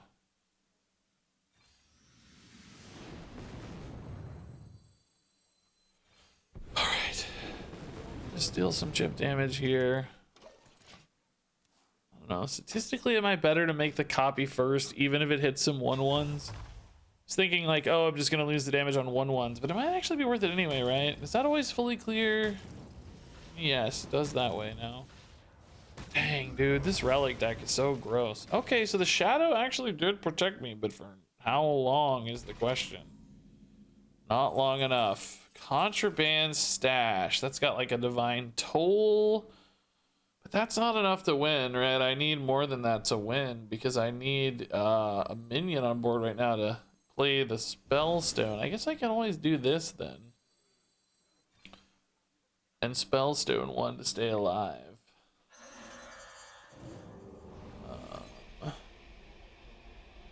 Then if I Contraband Stash, there's a chance these get buffed, right? Based on the choose one. Oh, Cenarian Ward is insane too. Okay, let's see what happens here. I don't know what all I have. Oh yeah, another stealth too. Oh yeah, that too. Yeah. Cloak again as well. That's great. Did they get buffed? They do get buffed. I'm a genius. A little bit of extra healing's fine as well. I'll take it. Multi-shot's kind of dead, but what? That's so insane. just happened? Oh my god. Magisters, you're a baller. That was great. So suddenly 15 damage showing. And they're at 20. Oh, Zeph is so good. Oh my god. How do you have 47 relic vaults in your deck and still have an active Zeph already? Come on! Going insane. Recruit a minion's Alex Straza, right? That's not going to be good enough for us. I mean, the Lunacy's kind of free probably this turn, but not really though. Yeah, Zeph Blood Knight would have been pretty cool, but might have left you dead, so pretty risky. I'm down to 5 cards left, guys. Tiny toys. Okay, that's actually insane.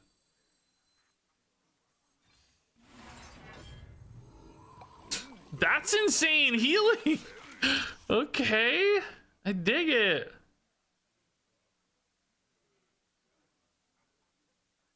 I don't think any of these matter what I buff, right? I don't think they're relevant. Just in case I get an armor card, I guess. I don't know.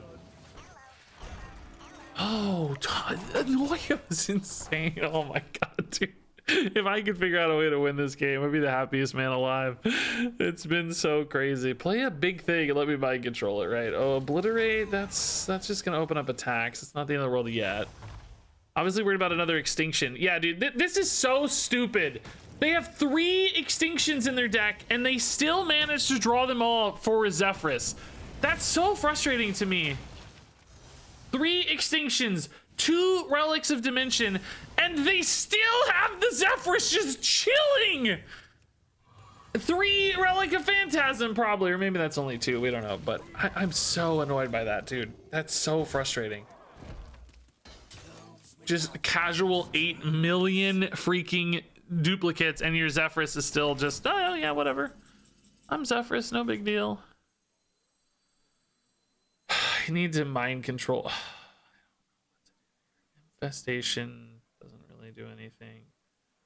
I need to mind control and spring water, but I can't do both. I can, and the problem is mind control just doesn't win, right? It just makes another 11/11 that they just trade into. I need to be able to mind control and kill their 11/11, which I just don't think is possible. I just don't think I have it.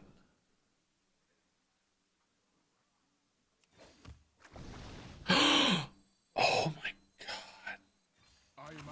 Oh no, Alex Straza! Oh, I trusted that I would be able to mind control and polymorph after that, but I have the Alex Straza in the deck, so I don't get the full mana. Oh, that's annoying.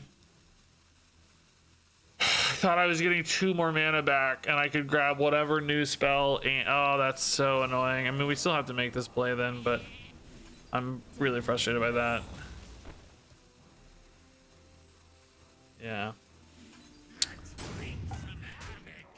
That's not even smart because I want to mind control that. Oh, the Alex Straza actually screws me. That's gonna be game. There's no way we're alive after this.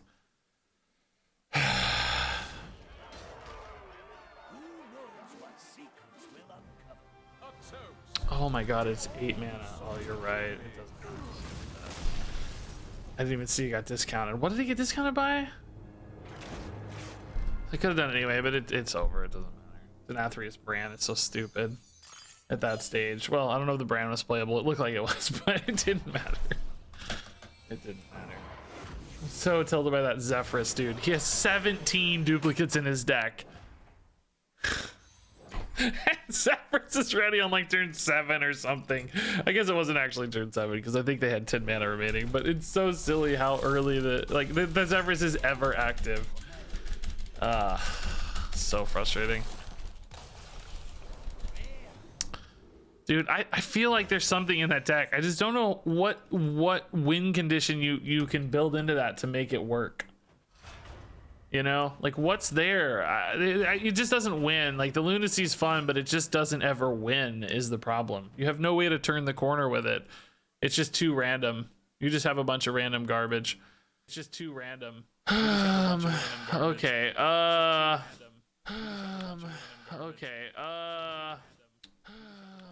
Mech Mage? It's weird. We talked about Mech Mage. Mech Mage? Kind of boring is the only thing. Mech Mage. Mech Mage? Kind of boring is the only thing. Mech Mage. Mech Mage? Kind of boring is the only Echo? Oh, sorry. Whoops. What the heck? Why did that happen? There's a tab with my stream that just started playing. I don't know. Whatever. Reborn Paladin's too hard to do. You don't get enough Reborn, right? I want a run that's good, guys. I need something that I can make halfway reliably good. I need something reliable.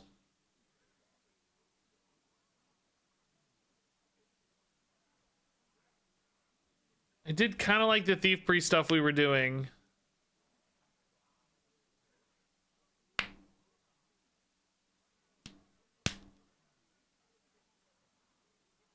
Greybow. How many times do we have to make Greybow good, right? It's happened 100 times. Wig Priest. Does this have any hero powers that are better than Elise for a Priest? For wig stuff? Not really, no. I mean, Mind Tether is kind of a secondary win condition for Wig Priest, I guess. Like having a lot of cheap spells to cycle off of, but...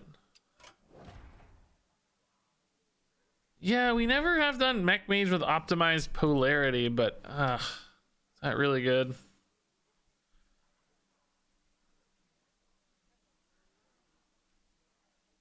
Kind of just want to do a weapon deck, guys, where I just hit people really hard.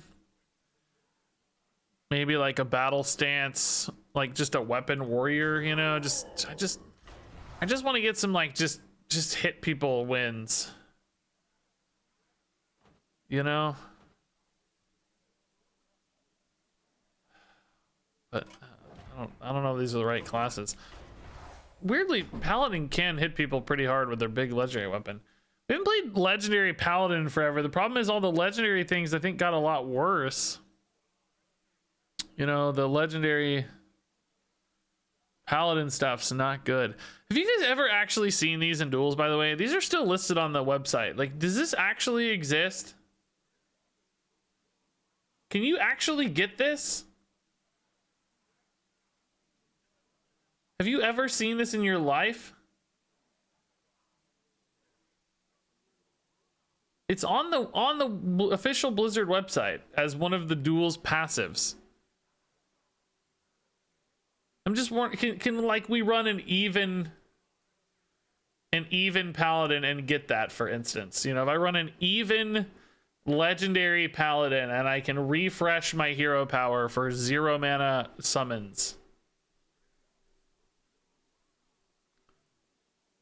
We don't, we have Witchwood, but Gin and stuff's banned, right? Yeah. Is it actually possible to get that? Even legendary Paladin. You know what I also was actually wanting to do? I forgot about this. Oh my god, maybe we'll do this.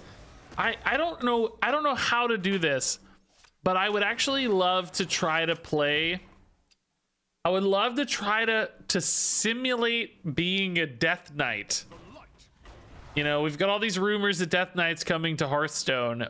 Can we become a Death Knight in Duels? Because Paladins are knights, and we could make a death-based Paladin deck, right?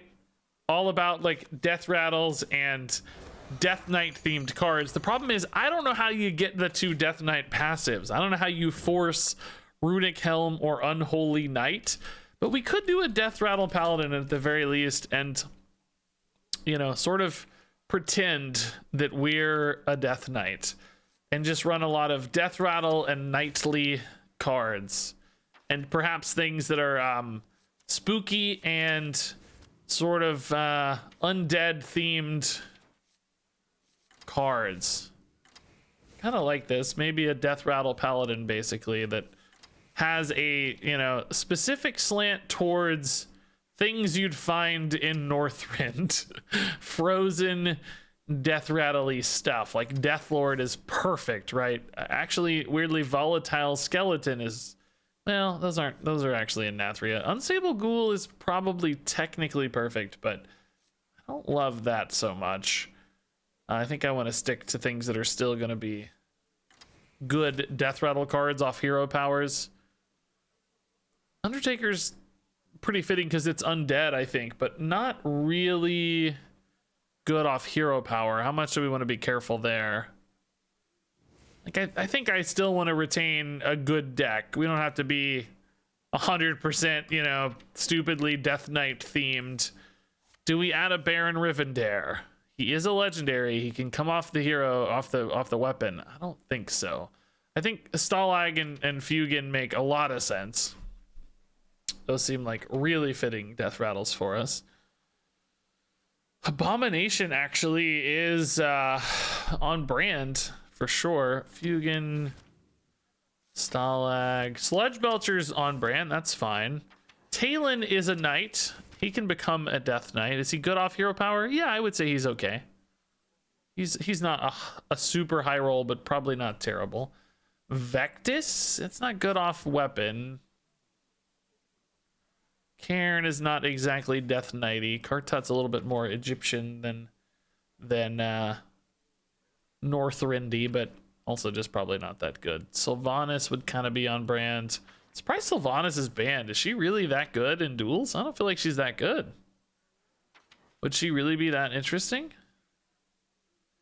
You know, N'Zoth is definitely not a Lich King aligned, Death Knight aligned character, I guess. Definitely more tentacly than undeady, but I'm gonna run N'Zoth obviously in this deck. Like, it seems like it's too good of a fit.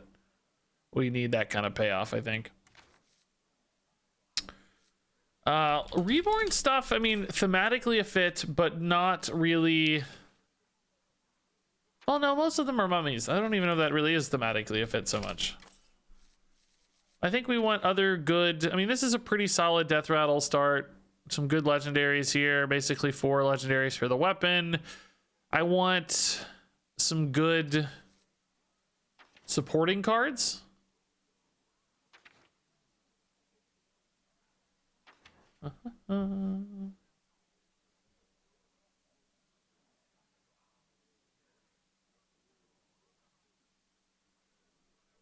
Weapon pulling N'Zoth is going to be epic. It's happened 100 times before. It will definitely happen again. Don't worry. I'm trying to think about what supporting cards we want here. You know, we have quite a bit of early minions. Do we want like some of the? I mean, Lost Spirit, by the way, this sucks. I'm not running that. That's garbage. This deck still needs to be a little bit defensive in nature. I need more good early death rattles. That's not enough. Selfless Hero's not good. Drygold, Sinful Sushaf. I mean, I don't want 1/1s in the pool, right? I want stuff that's sticky and useful primarily. Deathlord's risky. Could run Barov. This we don't technically have a good follow-up for it.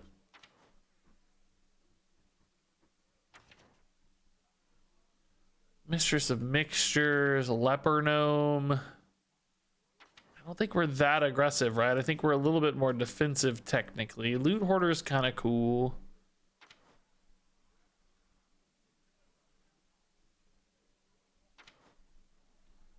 Man, I just don't know that our death battles feel that good yet.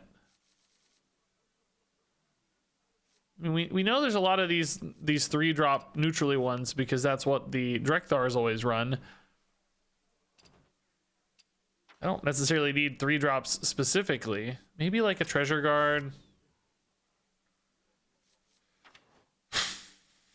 Man. I just don't love our... I'm gonna have maybe too many taunts right now, but maybe that's kind of a good backup plan. Get some taunt passives too. We actually have quite a bit of taunt death rattle, so maybe that's okay. It's got a little synergy piece there. Go double N'Zoth. I don't think I have enough types. Naga and Beast is it right now. It'd be kind of hard to get there. We could do Big Demon guy, but check crafting? Why? Bugging you that much? Okay.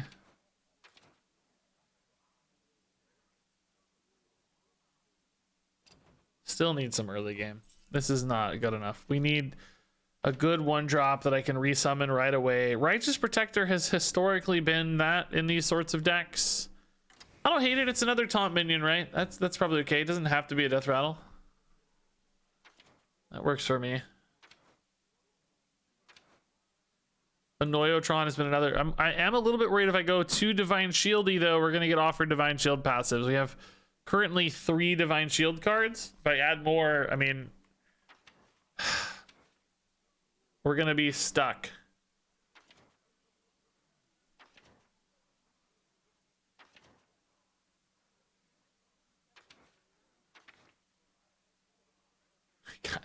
By the way, I kind of like the Undertaker. I'm not gonna lie. Like, I sort of think it's good. Like, it's not the best roll off the hero power, obviously, but it's maybe not bad because I can keep scaling it, right? It might not be that bad off hero power. Maybe the same is true for Thalnos too. I kind of like the idea of like the Sand Trooper line though too, and like a Leper Gnome line. Just rezzing a bunch of Leper Gnomes and finishing people off with like great swords and sticky minion chip damage, you know? There's something there probably. But I hate that we've got like a taunt package here. Feels weird. Feels strange to me. I feel like there's just gotta be really good Paladin cards I'm not running, by the way. It does not need to be 16 death rattles. We can have other good cards, right? I can have qualities. I can have whatever we think. Nothing's really jumping out at me as super synergistic here.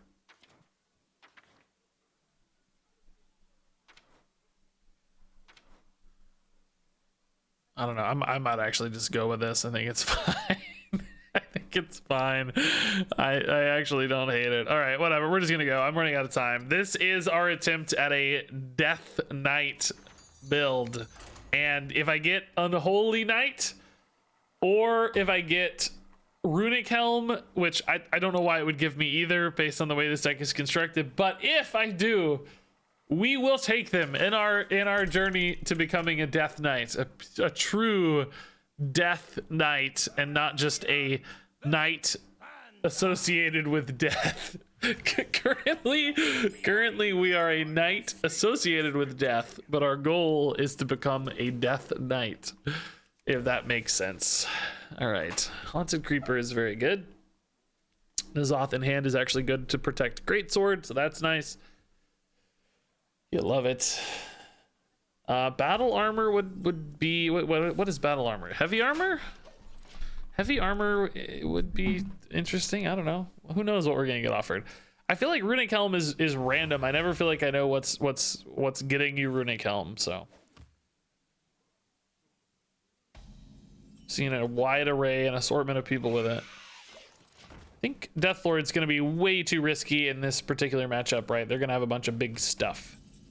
So we need to avoid that, perhaps. We need to smork pretty hard here to win, I think. We're going to need well-timed Greatsword follow-ups probably to win. I need to draw a Kobold Sand Trooper and need them to kill a minion here. Part 1 achieved. Can part 2 be achieved? No, but I think a hero power here is still better than a treasure guard, honestly. Let's ignore that for now to maybe reduce the amount of attacks they have. This is not necessarily tidy against a 2/2, right? But if I give them 2 minions to trade, oh god. Okay. It's gonna be a problem. Talon hits Stalag or Fugin, not a weapon. Obviously running out of time on the weapon too, though. Talon I like better than Belcher, though. I think that matters much. Poisonous would have been pretty cool, I bet. So, okay, we've got to beat both Awaken the Makers and an army of giant cheap dudes, and I just don't know, man. I feel like there's about 1 hero power you can play for any given character that's actually worth it. This is so hard to beat right now. Feels kind of impossible to me. I have to just stall that out for a minute. Oh, that's pretty good, I guess. All right, Talen's pretty sneaky here. We're gonna have the greatsword drawn, but no legendaries left. But honestly, it might still be worth it just because it's so much damage output. N'Zoth is gonna make a big board. It's just not gonna be a particularly threatening board, right? There is a difference there. I think that's worth acknowledging. Okay, this is getting a little more interesting.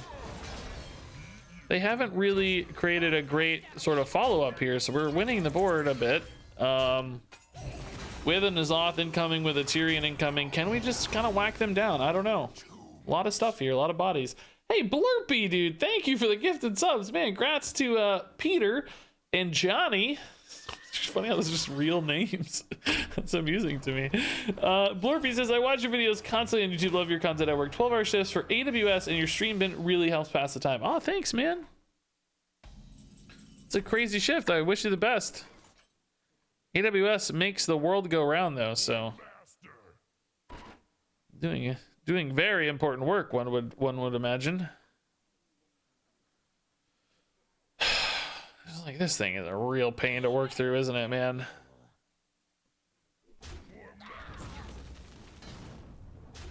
It's much worse than a Sledge Belcher, dude, at 2-4. So annoying. I guess we do this. I am a little bit worried about fatigue, honestly, because I'm drawing 2 more cards. So maybe hero power is better. In a weird world, I would argue maybe a Deathlord is better, but I'm just worried about the repercussions of what comes out of here, because we know they run a lot of big minions. That said, we might be at a stage where they don't have big minions left, or maybe we actually even like disrupt the N'Zoth or something. I'd say Zyrella is more likely than that, but you know, maybe there's some disruption that happens still. Who knows? We can try at least. So we can kill off both of our dudes if we want here to make the 11-11. I think that's probably worth the trouble, and then maybe just hero power greatsword and start hitting face a little bit. I guess let's see what comes out of here, because we may want to kill whatever this is instead, right? Oh, well, now I don't have a choice. Okay, cool. Great job. There's 10 damage and I'm at 15. Let's see what I roll here. I might have to play like a Belcher, or maybe I just play both these taunts actually.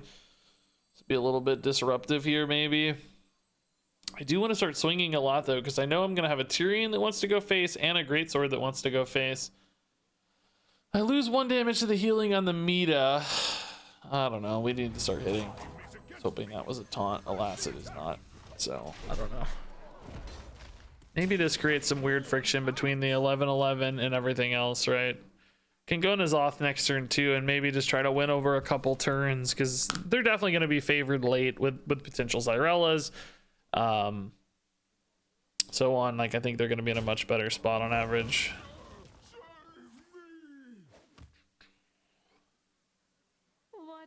Reveler, okay, that's cool. Do they have a minion left in deck still? Man. Oh, they're not going to open up the 11-11 yet, which certainly makes sense. I'd say that's pretty smart. So we'll just play small stuff here, farm hero power value a little bit, as much as I can. Oh, that's not very good.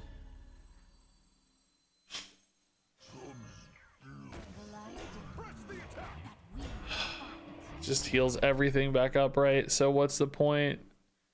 I kind of have to kill that, but I can't yet. Okay, so if I attack Fate, it heals them to 19. This is 11 and 5 is 16. Is there any world where I have enough minions left to deal follow-up damage? So I'm pretty much always better off hitting a minion, right? This is going to get stranded next turn, but we think it might be anyway, because they didn't attack, right? Or they didn't trade it in, although that was really more about making sure the 11-11 couldn't attack. I should have killed this before summoning this. Oh, I couldn't because of the taunt. Well, I could have, but I don't know. Whatever. Anything in there? Nothing. Okay. I should have killed this before trading this guy in. They might, you know, they may have trouble lining it up, but there's a chance they do. Okay. Oh boy. Sniped it, dude. Okay. Cool. Why would I ever expect to win a 50-50 though? What am I thinking, right? Like I know better than that, right? Come on. I know better than that. Maybe I can get an 11-1 back here. That's gonna be enough to win the game, right? Do we think this actually does anything? It's gonna summon a leper gnome for me, which I mean, that's fine. Can I take 5 even though? That's a little bit risky at this stage. Because I'm battling against fatigue so soon, right? But all the math here sucks for me. N'Zoth is good, but I hate that I'm wasting a board spot already. I'd also rather have a Tyrion in it, I think. They're just gonna get this meta back every turn too. I just don't really see a path out of this game. Right. I got garbage minions. I think we're just always kind of dead. Oh, well, that worked out all right. Okay. One big N'Zoth board for the victory. Here's my plan, but I don't know. Because if I can build enough stuff that they just can't resolve it all, right? Maybe I can get there. But I think they have Xyrellus. I think I'm screwed. Yeah. Stuff. I mean, is it just a lot of healing? Like, what's in there? A bunch of minion removal, some bodies, but not a crazy amount of bodies. Right? It's mostly armor gain and stuff.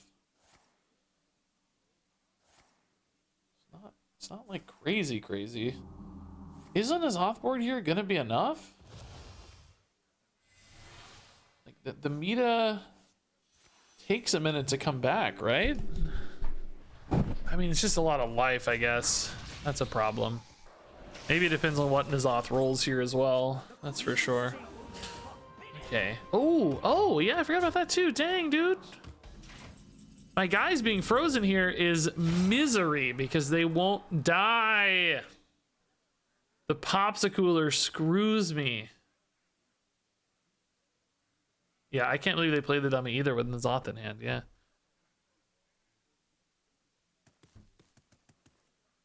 Do I have to wait a turn now? Like, am I just gonna die though? Because there's a lot of damage incoming, right? This does damage too. I take 5. Yeah, I'm gonna die. Even just attacking with this at all kills me, so it's game over. I just died of fatigue.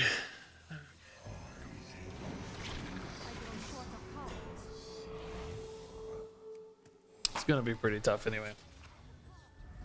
Man, I feel like I can't get matchups in duels that ever favor me lately. We play like, you know, some deck that's damage based, and we'll get like somebody who has crazy ways to gain life, and then we'll play a deck that's like greedy value based like this one, and then we get somebody who's even greedier and value based, as opposed to playing like a smork deck that I would normally just taunt my way through, you know? So if I play a deck that's got a bunch of removal, we play somebody who's just running a bunch of weapon damage and doesn't have any minions to interact with. It's not a bad streak tonight. I can't seem to find a matchup that matches up for us at all. Man, Inspiring Presence is actually pretty legit for us. I think Grom's is also really good, but maybe not good enough. 5-mana Greatsword does not actually seem that interesting. I wish if I'd known I was actually going to get this, I would have harder committed to the legendary line.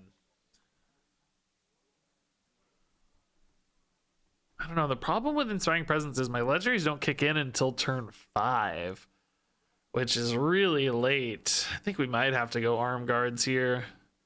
Basically, I'm choosing to either get 2-mana discounts on turn 5 or always have a Greatsword on turn 5. I think the Greatsword on 5 is better.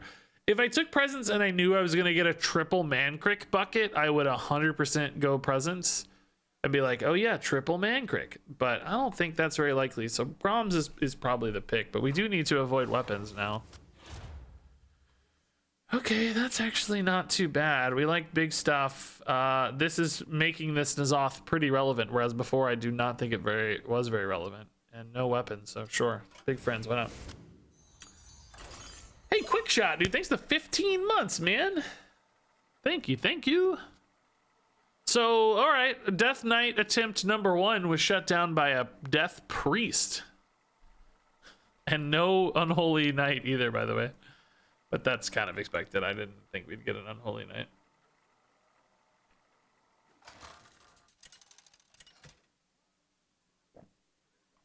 I've spent way too long on duels runs tonight. I needed to do other content. I have officially screwed myself.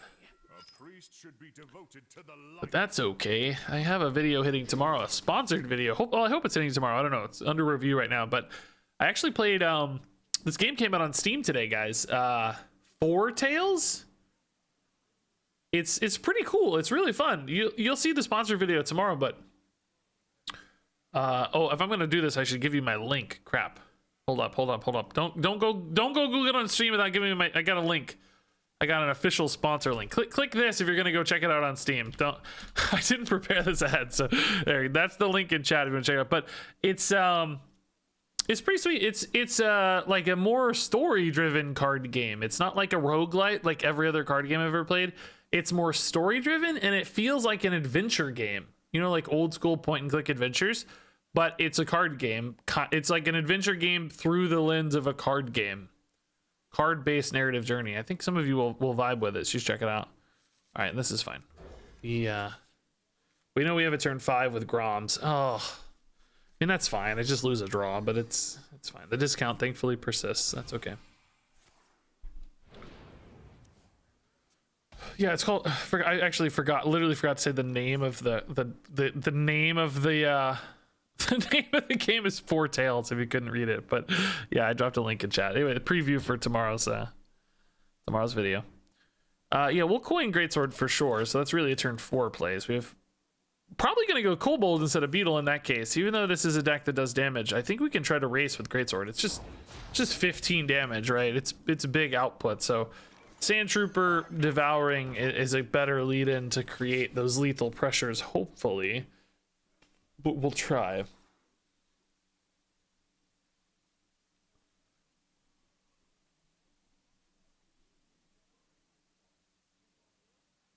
We will try.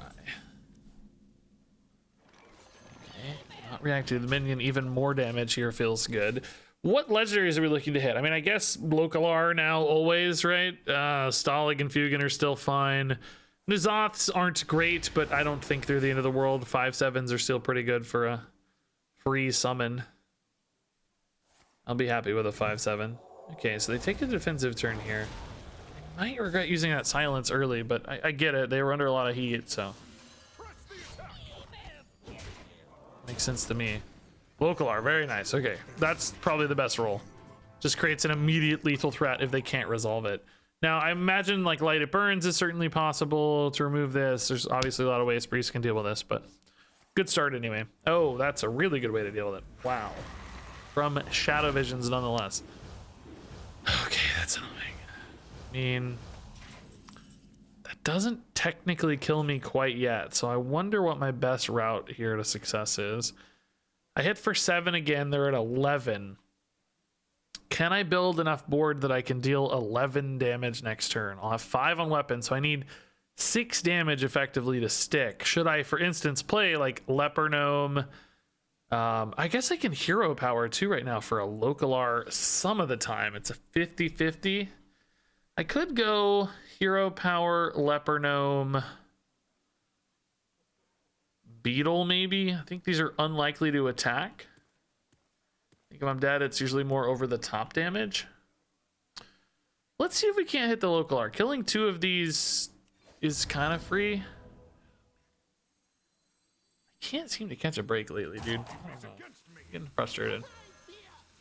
I just really doubt this Bladed Beetle matters. Is a Righteous Protector better in most cases, just in case I need to prevent some sort of buff into an attack?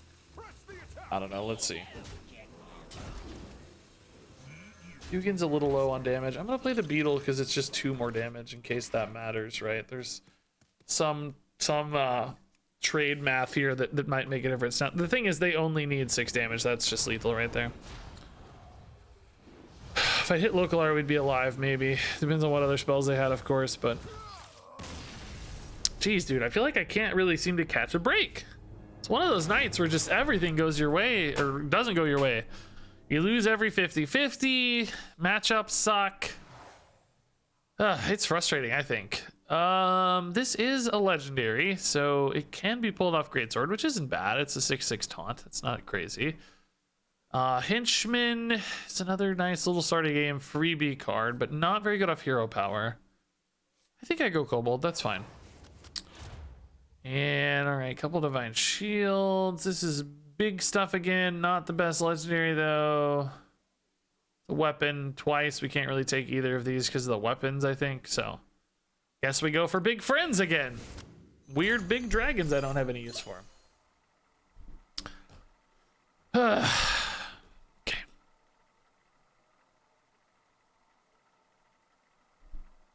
Some of you responded poorly to the art in Four Tales, but it's actually insanely cool. It's like, well, I mean, art is obviously subjective. I thought it was really cool. It's like a really stylized, like Disney animated look. It was actually one of my favorite parts. I like really graphic, stylized art though. I don't like stuff that tries to be too realistic, so I can see that being a preference thing. I feel like in game though it looks so good. This is what a screenshot looks like. You're gonna see the screenshot in game. I don't know. I guess it definitely has a bit of a dark Disney vibe. Okay, again with coin, we're probably never gonna play Golden Kobold because weapon will be in hand for turn 4, right? So I'm really looking for turn 2, turn 3, like natural fits here for curve. I don't want to ever Kobold, so let's look for something better there. Kobold in deck isn't perfect for us, obviously, but it's okay.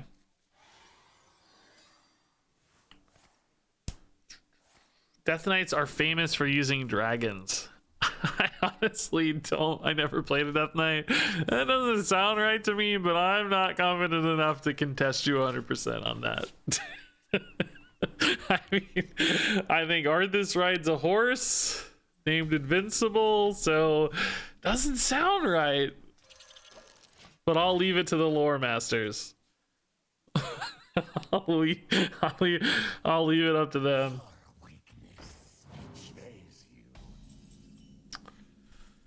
Okay. Do we trust the Death Lord here? It's so big. I think so. Just don't really care about Treasure Guard at all. If anything, it's a liability sometimes pulling legendaries out of the deck. So let's go Death Lord. I think that'll be fine. Some stuff that we pull won't even be scary. And frankly, I might try to end the game before it even dies. That would be the real dream. Cannibalism does create a lot of upside for them, though. Like, this is pretty spooky, right? As they start to trade things in, but I'm not going to help them here. I'm just going to go face. Hugin is fine, I think. Again, just a big 4/7, 5/7's good enough for free. They're already down to 14 here, and I have a pretty monster board. 8 damage on board, 5 in hand. It's 13, of course. We'll probably end up short. And, okay, a taunt. That makes me feel a little better, weirdly.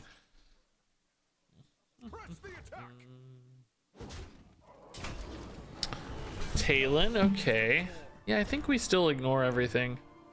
They do have enough now to get through this guy, which means they're going to build out some more board, but I don't feel particularly threatened by it yet. I think I might actually play Treasure Guard now. It's just like the same as Haunted Creeper. Haunted Creeper's unlikely to die, so I don't think it's going to get extra damage, right? Okay, so we just kind of need no taunts and anything to stick, and we should be okay here. So this plan actually worked for once. Yes. Perfect. True. Arthas does like Syndragosa. That's a good point. He's kind of that's a bit of a dragony connection there. Syndragosa, he's also got that weird green dragon chilling in Icecrown Citadel too. I don't know what he's doing with that green dragon, but it's creepy and it's chained, and so he must have at least a little bit of things for dragons. Our opponent does not have a thing for life. They've decided to honorably exit this game.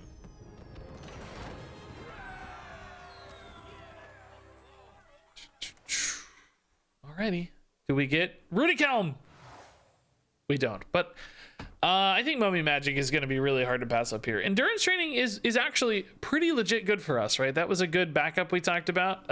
But I think Mummy Magic is just too insane. Deathly Death definitely sounds like a Death Knight sort of plan, but we're going to pass. I think this is the move, yeah. Karen is great off hero power. N'Zoth, as we know, is very high powered for us. Kartuts are really good life gain, which we need. No weapons is important, so. We want to make sure we don't get too many high cost cards. I might need to find a cheaper bucket soon. I'm worried. Worried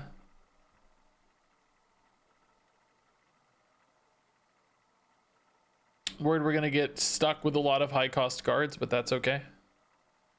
If need be. Man, my Reno deck from this morning is just falling off a little harder for views than I wanted. Ugh. I really thought it was going to be a little better than this. I didn't think it'd be a home run video, you know. I didn't think it'd be an A+, but I thought I was going to get a solid C+, B- video. I was going to get B-. I think we're trending towards C- status, which makes me sad. Again, I'm not going to count it against the series as a whole, though. I think there's still obviously an opportunity to make that work. We'll try more decks. We'll try more videos. Just hoping for a slightly stronger debut. People, again, are responding really well to it qualitatively, which is important. Hey, Colette, sing to me. Thank you for the 7 months. That's very nice. Thank you. Yeah, again, we've got the turn 4 sword. We keep hitting coin. This is crazy. So I think we just keep the 2 and 3 and rock sword on 4. It's great. Leopard Gnome on 1 even. Wow, even better. Unbelievable. Cool. Perfect curve.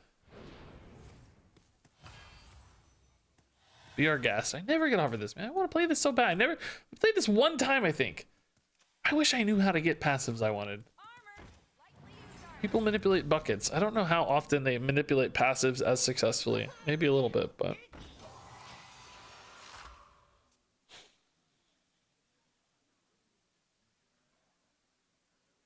Okay. Play to Beal is nice. A lot of armor gain here. They're killing our leopard gnomes. No.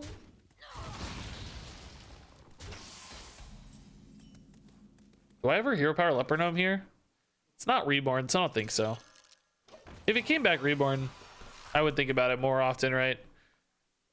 Because, you know, the chip damage is pretty nice, but ultimately I still want to be competitive on board as well, which I think this provides. They're doing a great job answering everything so far.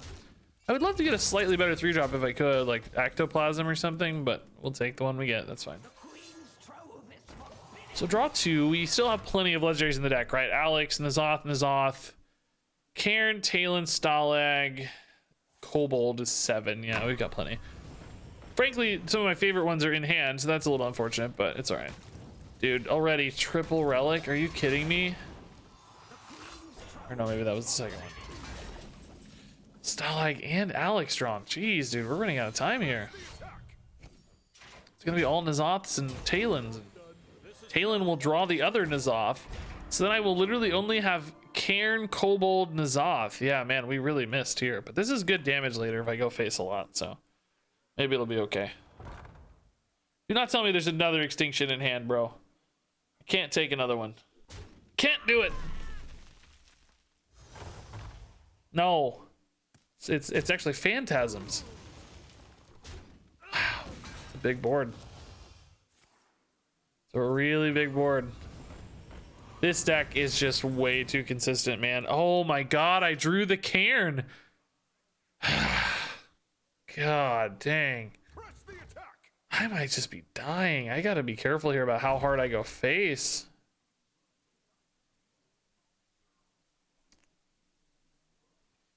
I think I need to contest the board a little more, right? Zoth, okay. Oh, I really just wanted to push face a lot and end on Alex, but I think we're gonna maybe fall too far behind if I try that. I need to go toe to toe a little bit here. I mean, we have plenty of stuff. I'm not worried, but just I need to maybe curve into the N'Zoths and stuff a little more than I need to just race, right? It's not really a race anymore. What is this? What's the move here? Just ignore everything and go face, huh? What a baller, dude. I don't even know if I'm mad. That's just impressive. Honestly, I'm gonna go face again now. I think I got a little more faith here. I don't know. I think I'll trade. Well, let's actually think about damage here a little bit, right? If I put them at 11, can they ever deal with enough stuff to deal like? I know that they have at least 13 to face because they can just hero power the taunt here, right? That's not a real conversation.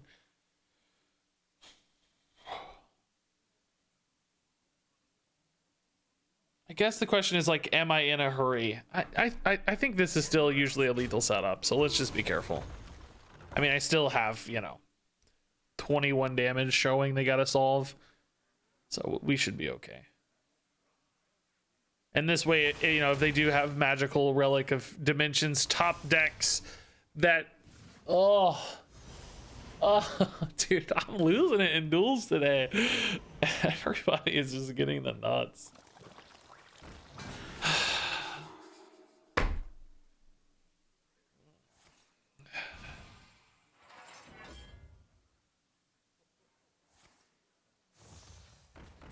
Thank God I hedged a little, right? I mean, we'd be really far behind if I didn't, I bet.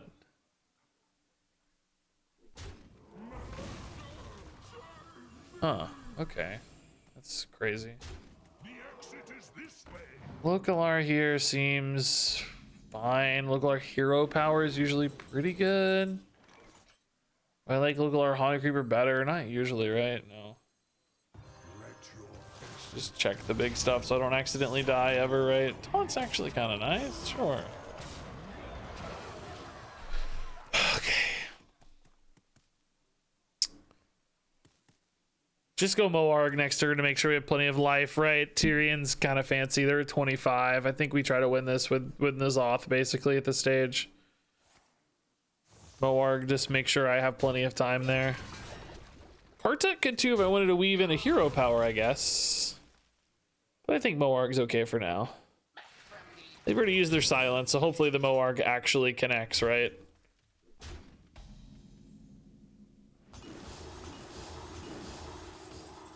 Amadasius earlier said you have the stickiest possible board. It only dies to starfish. Amadasius, I want to know, how did it feel being a member of my Twitch chat for a very brief moment in time before you were forever banned? You are the jinx. You are the one who ruined everything, huh? I see. So now we have 14 on board, plus the 8 if it somehow sticks. So that's 22 plus Alex is 30, but they got up to 33, unfortunately. And now they have another Relic of Extinction. Great. I love when the opponent gets 17 of each card. Not salty at all. Oh my god, dude.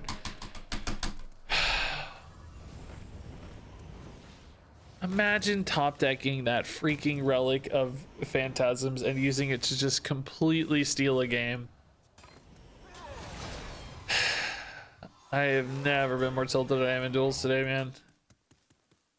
I am so tilted in duels today. I probably gotta use... No, I can't use Alex to clear. There's these giant 9/9s. What am I saying? I'm dead to do that. I mean, theoretically, if I use an Alex to kill the 8/8, they've got what, like 18, 22, 23, 25 damage. Oh yeah, I'm at 25, so I'm dead. So I could go like Kartuts instead, of course. I can't go Kartut Golden though, because that's not good enough. Maybe Kartut Deathlord's fine. Just get plenty of taunts and then play for the N'Zoth the turn after and hope to just get enough stuff to somehow stabilize. I don't know. Seems pretty hopeless, honestly, but I don't have a lot of choices, so. Ugh.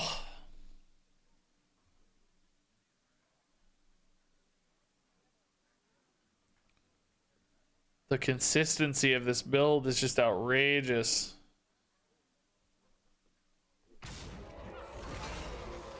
actually a good time for Deathlord when there's not a lot of stuff on board. They could have traded in first maybe if they wanted to pull things out of deck, but maybe they didn't want to pull things out of deck. Oh yeah, that doesn't do anything. Your board's full. Board space here. Oh, that's a cool thing to have in deck. Okay. 3/5/5 there. Is that secret ever screw my N'Zoth in any way? And I'm really gonna save some damage here, maybe. Oh, dude. Oh, God.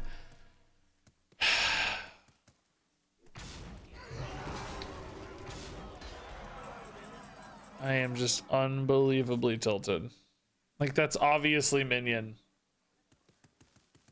Can I live through an Alexstrasza now? No, it's 18 and 7's too much. My fate is my shame.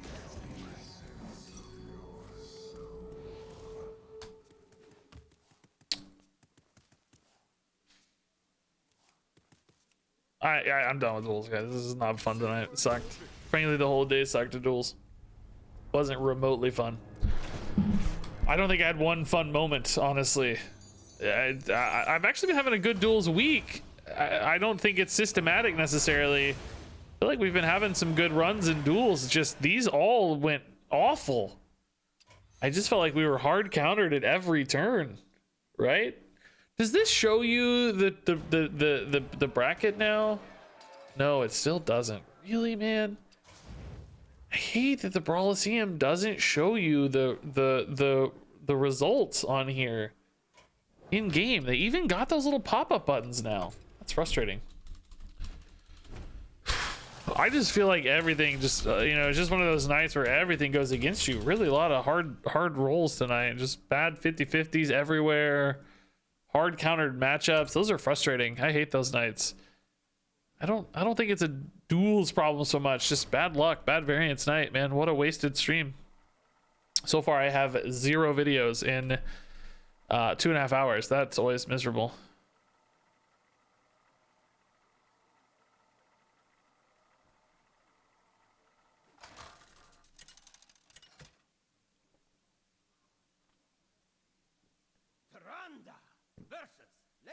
Alrighty, so this is a Thief Priest recap if you guys weren't here last time.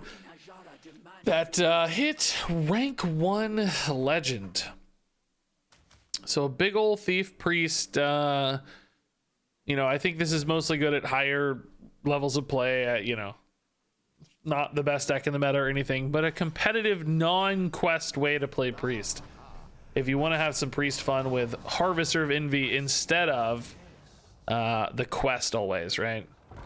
Ooh, Evolve Shaman. Oh man, I kept this as a counter to Nathria's stuff. I thought we might need answers to Nathria's, but I'm thinking now, well, this could still be more of a control shaman just running muck pools, I guess.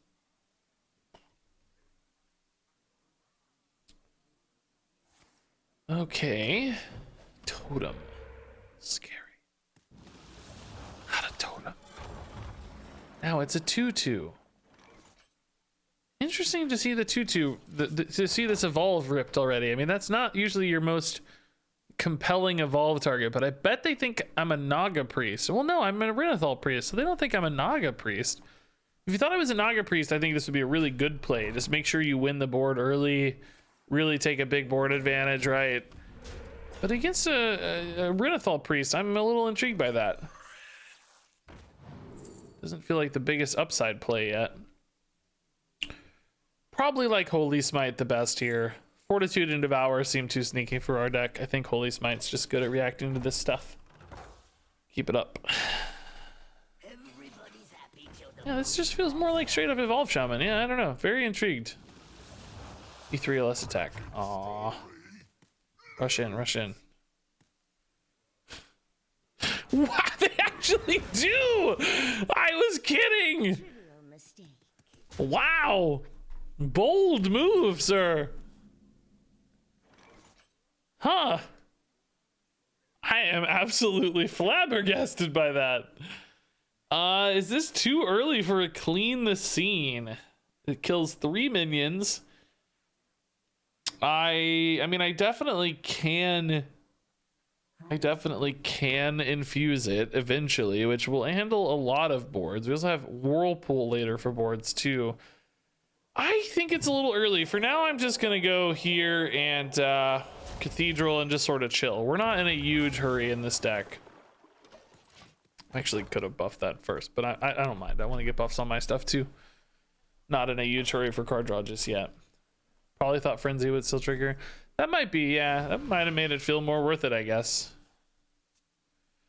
In case you're wondering why it doesn't out there, anybody listening, it's because you have to survive for Frenzy to trigger. Poisonous, you don't survive, of course. Alrighty. Man, I was really hoping to find some Lightmaw Netherdrake action.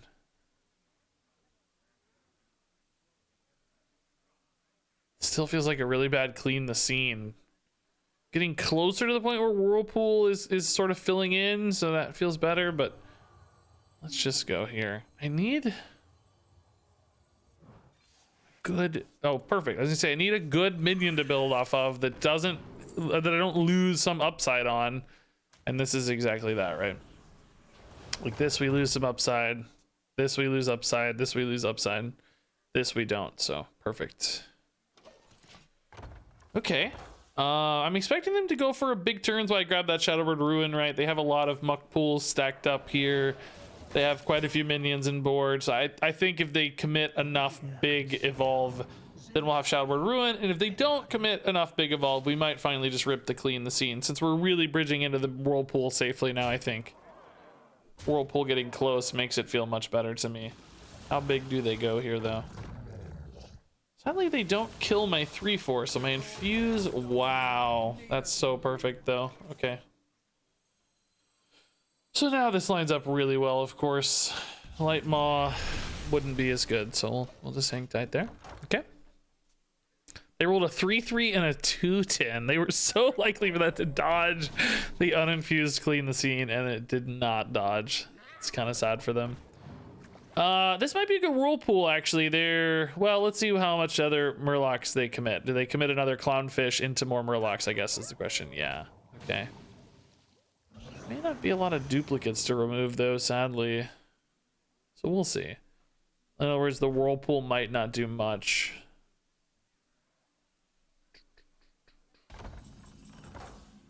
I think we just take... Oh, we lost our Netherdrake? That was legit my only holy spell? That seems impossible to me. How can it be? Really? Let's start here then and find a holy spell. I can't. I'm at 10 cards. Really? That is frustrating. I did not expect that. How likely am I to hit a holy spell off the top? I did not realize that was my only holy spell. I mean, I'm pretty freaking likely. I'm gonna rip it, dude. I got balls of steel here. Balls of steel. I tell you. You guys gotta trust me, you know? You guys gotta believe. Alright. He actually the best gamer, yes, thank you. I'm glad you know. I'm glad you see it. Yes. Honestly, it was probably like, I don't know, let's think. Oh god, there's 2, 4, 6, 8 out of 30. Maybe a little higher than that, but not crazy higher.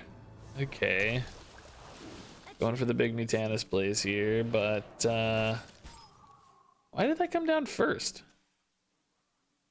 Just wind chilled. I don't know, man. There's some shadiness going on here. I don't know if shadiness is the word, but there's some interesting things happening here. Can I silence this guy at all?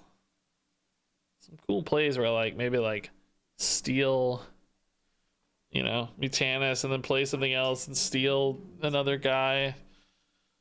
Doesn't seem great necessarily, though. That said, this whole turn doesn't seem great necessarily, does it? I don't really want a Whirlpool because then I lose my Mutanus. Clean the Scene's gonna kill the small guys, but not the Mutanus. I mean, he's not really a threat, I guess, yet. That's probably okay. Definitely feel like Bolner needs to die one way or another. Brand Netherdrake's kind of close, but doesn't feel good either. I guess it really is just Clean the Scene, but man, it's not my favorite play.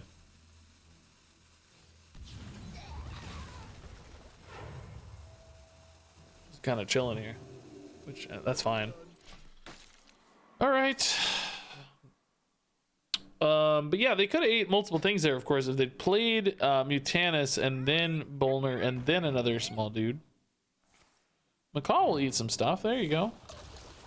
I'm cool with them eating stuff, though, right? This is not the most threatening use of their macaws, as far as I'm concerned. You know, like, okay, my minions are fine. I like my minions, but I don't demand my minions. I'm a little sadder to lose the Mutanus because that means I can't eat a Denathrius, potentially. Which that makes my life a little harder. But this is a good ruin, as we knew was coming. Probably gonna finish on a Holmes, right? All right, I have not been paying any attention, so I've never gotten this right. Starting hand, their Mutanus wasn't golden, was it? I bet it. Well, no, we saw muck pools very early, so it had to be muck pools, right? It had to be muck pools. We saw that super early. What card is in your opponent's hand? Probably an Insatiable Devourer, right? Because the other things they might have played, we saw a School Teacher come down, so that's a less likely. I think it's probably Devourer. We haven't seen one of these yet. Oh, God, it's a School Teacher. Dang it. How do I never get it right? Never.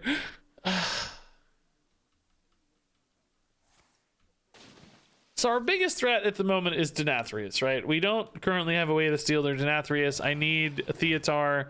We lost our Mutanus, so we need Denathrius. I mean, that's just the story of the game. I don't know.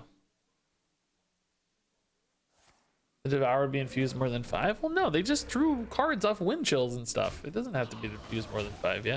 Oh, well, oh, I see what you're saying. Oh, I thought you meant fully infused, but that's a good argument. Like, it would be infused 2 remaining or something. Does the text update live to show 2 out of 5, or does it only flip once it's fully infused?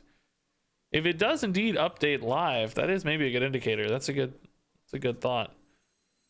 I need cards, right? I need identity theft. This is good. School Teacher, yeah, that's probably the best bet for us. Seems the most useful. Famished Fool. I am getting a little light on resources, honestly. Yeah, let's take it. Let's take it. It's fine, I think. Yeah, Thrive is probably interesting for us again, yeah. Okay. Who here can spell Zinjari? Anybody?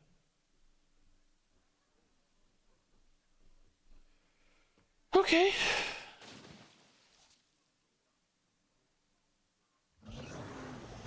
Or Naga, that's fine.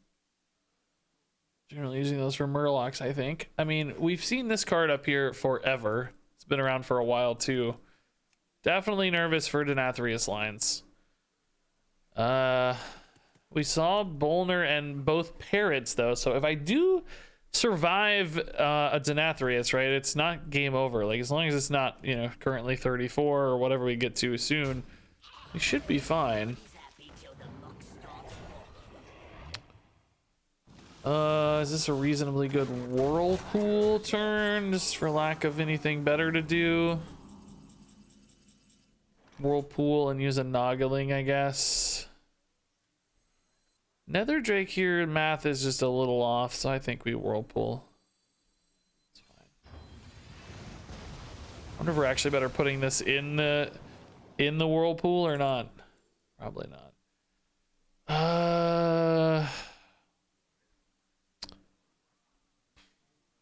Thrive, probably, yeah. I think I am gonna heal here off Desperate Prayer, though. Ooh, Theatar, that's what we need. Okay, great. Maybe we can steal Denathrius now if it's not too late. 37 health here to work with. I think that should be fine. They've had a lot of minions die, but 37's a pretty hefty total to get to. Rukon, that's gonna be hard to outvalue over time, but this deck can definitely do it if any deck can. As soon as we take Denathrius if we can. We have a really good chance. Now, we don't know that the Denathrius is up there, to be fair. But is there ever going to be a better time to do this, I think, is the question.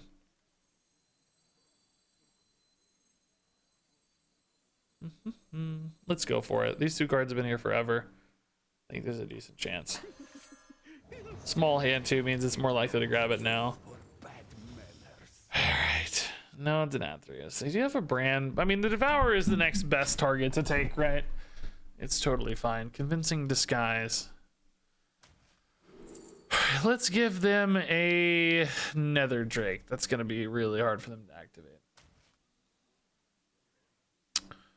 Okay. So, not really a lot of interesting lines here to take. Let's buff the Atar out of easy trade range, maybe.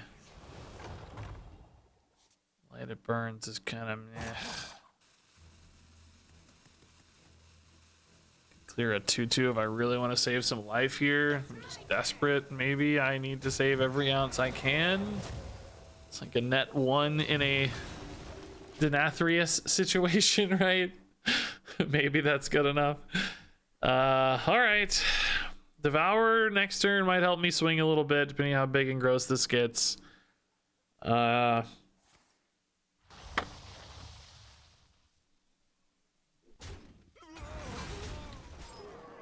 Let's see. No Denathrius, of course. This is good. How was that card that's been in there a while? Is this the Devourer turn? Definitely feels early, right? Najak to steal this is kind of meh. I think we start with a Thrive then. Gift to draw and heal seems good. Make sure we don't die too soon. As Irella would be nice. Nice, dude. Yes. Irella, I love you.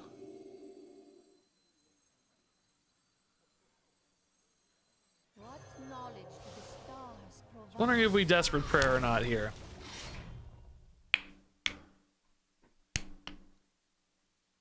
I mean, when else am I going to use it? I just Cyrelled, right? So what's the reason to wait? I don't know if there's a reason to wait.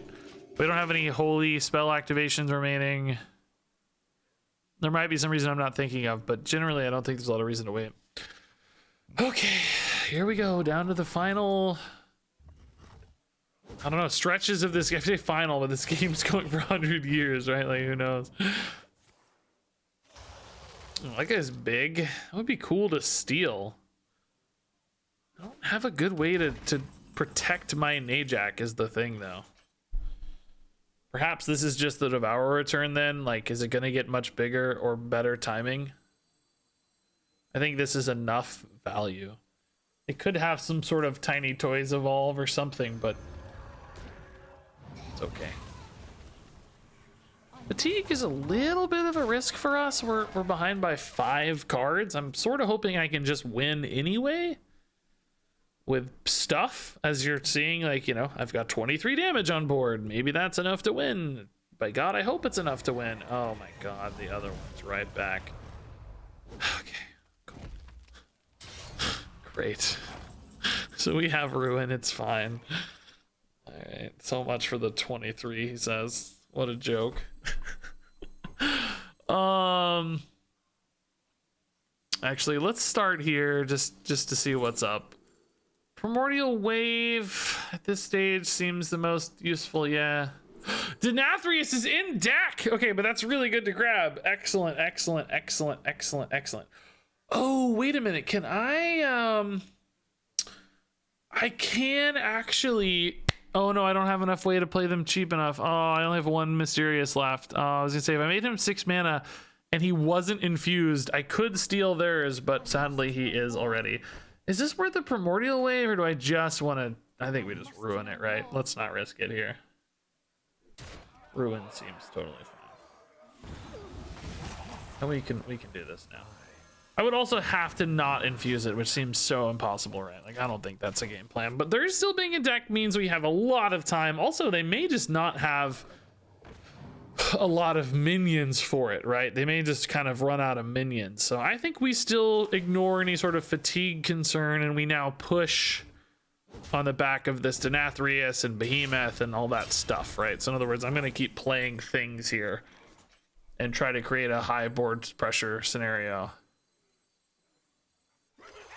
to see if we can't win through stuff. Murazond, okay. This is a decent 7 here.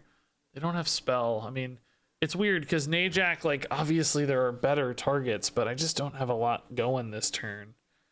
Maybe not a terrible Primordial Wave, especially if I put more stuff down. That's after, so Primordial Wave can't really be stolen. Don't keep your thoughts to yourself.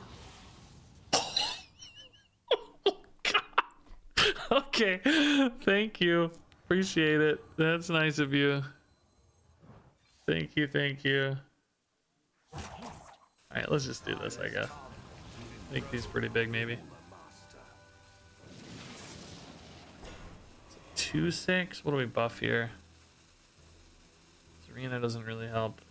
Maybe we just wait. We don't know what we're gonna buff yet. They may kill that or something. Let's just chill. No urgency here. Alright. 38 to go is still a mountain, even though I have these Denathrii, right? It's not really like we're there yet. We still have a lot of work to do. Oh, Lyra. I don't have a way to use that right now, but it's fun. Abanaga, yeah, we saw that in there. 6 to face just doesn't really matter. Shard Lyra? Yeah, I'll do that. I might want to use the ruin. Might want to protect the ruin. You think Sire Whirlpool? No, I don't think I need to do that. I think the Sires, I want them to actually just kill the opponent. We don't know that they have theirs, and theirs is going to be way smaller than mine. I'm not worried about them killing me with the Sire yet. I mean, we do know they have a brand, but they can't do both together, right? As far as we know. Just gonna try to farm some Lyra value here. I think that's, well, here, let's do this.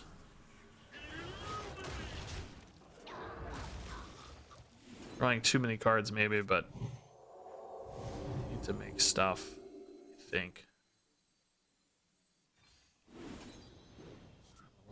Let's hear actually about this plan.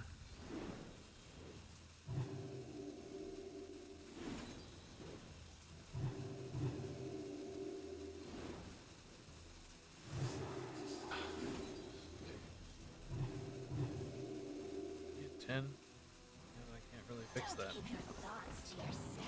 Okay. Primordial Wave again. Ugh. Alright, so this is a monster board, but this 6/4 takes pretty good trades. I'm a little bit worried that we've fatigued ourselves too quickly here. Also potentially burning a Blackwater Behemoth, which is scary. Command of Neptulon. I mean, you know, these multiple Denathriuses are pretty good at dealing through fatigue, I guess, but they have this hero power that does offer them endless actual value, right? Equalizes fatigue a little bit, but still, we're still. Oh, Lighted Burns is a good burn. Okay, great, great, great. So I could take the Gangplank here. They've got 2 damage there. Primordial Wave allows me to take the trade and evolve it out, which is pretty cool. So that I get to keep it, right?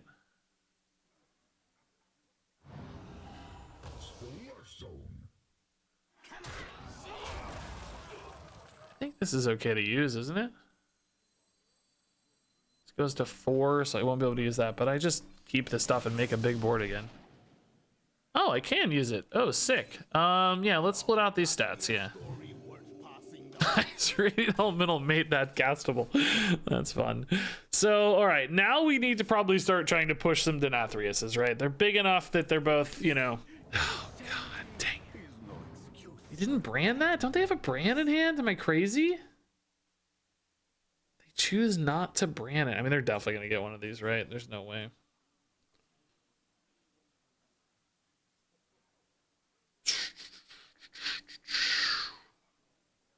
I don't think they got one or they would have snap grabbed it, right? They're probably looking at like Shadowward Ruin, Shard of the Naru, and Whirlpool or something, which still might all be good. Yeah, they didn't get one. Wow. What did they take? I never can remember. Whirlpool. Okay. So we know they have some board clear then. We need to be mindful of that. So we hit for 8. Might be time to rip at the Nathrius, honestly. What else am I gonna do? Well, no, we can't do that because we know there's a whirlpool. No, that's not gonna work. Scratch that. Don't do that. You don't make that decision. No. So this is a heal. I think we play Netherjake and just heal my board best I can.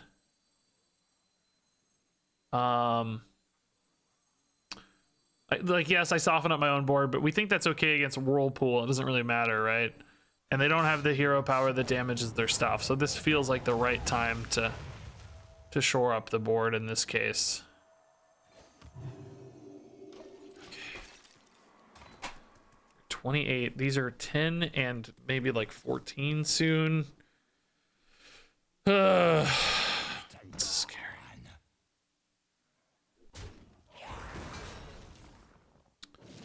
Primordial, sure, that makes sense. Another 12. That's a good ruin target for us. Ruin hit for 6. Does not have a lot of interesting things happening though. This is damage to the board. How soon do I force a whirlpool?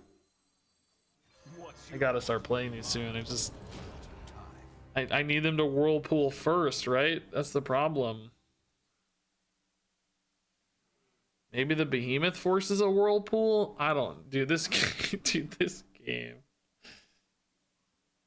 Does whirlpool work? Oh, that's a good question. I don't know if they're infused separately. Maybe it doesn't. Would have thrown down the stealing legendary, take their Denathrius next turn, then you would have been very sad because it doesn't work. It can. I think it has to match up exactly to this Denathrius basically for it to work. Is this ever a lethal? I think the infused totals have to match is basically how you get it to work. This does not feel like lethal to me, to say the least. Oh, Murazon's really good here too, though. Yeah, shoot. I think we Murazon, don't we? Yeah, Murazon is definitely better here. I wonder. That'll force a whirlpool, right? Murazon will definitely force. Yeah, guys, you don't steal their sire. Dangerous. I'm explaining this to you already, man. It doesn't work unless the infused totals match exactly. Unless they changed it today in the hotfix, the infused totals have to match. We've tried this so many times. I can't say for sure, but it doesn't usually work. I know they're purple, but it just doesn't work usually. I need board space here to play Murazon and Glug. Oh, I think I was in the 3 to face for some reason. I don't know why. Maybe not. I can move it. Oh, I maybe traded those too soon. I just realized the Glug gets buffed more. I forgot about. Yeah, I had one more spot. Shoot! Could have waited one more. I should have done the 4-1 here to make this a higher attack total. I didn't count out the board spaces perfectly, but I think it eats a whirlpool anyway. The goal here is to bait a whirlpool.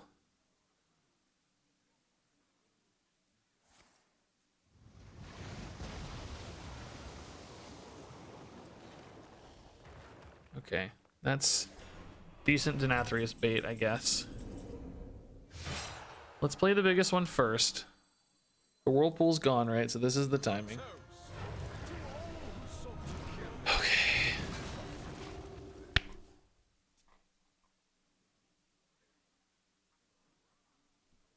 So, I mean, okay. God, they're at exactly 20. Are you kidding me? Don't play a minion, maybe?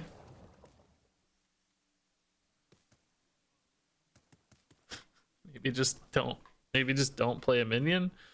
Oh my god, dude.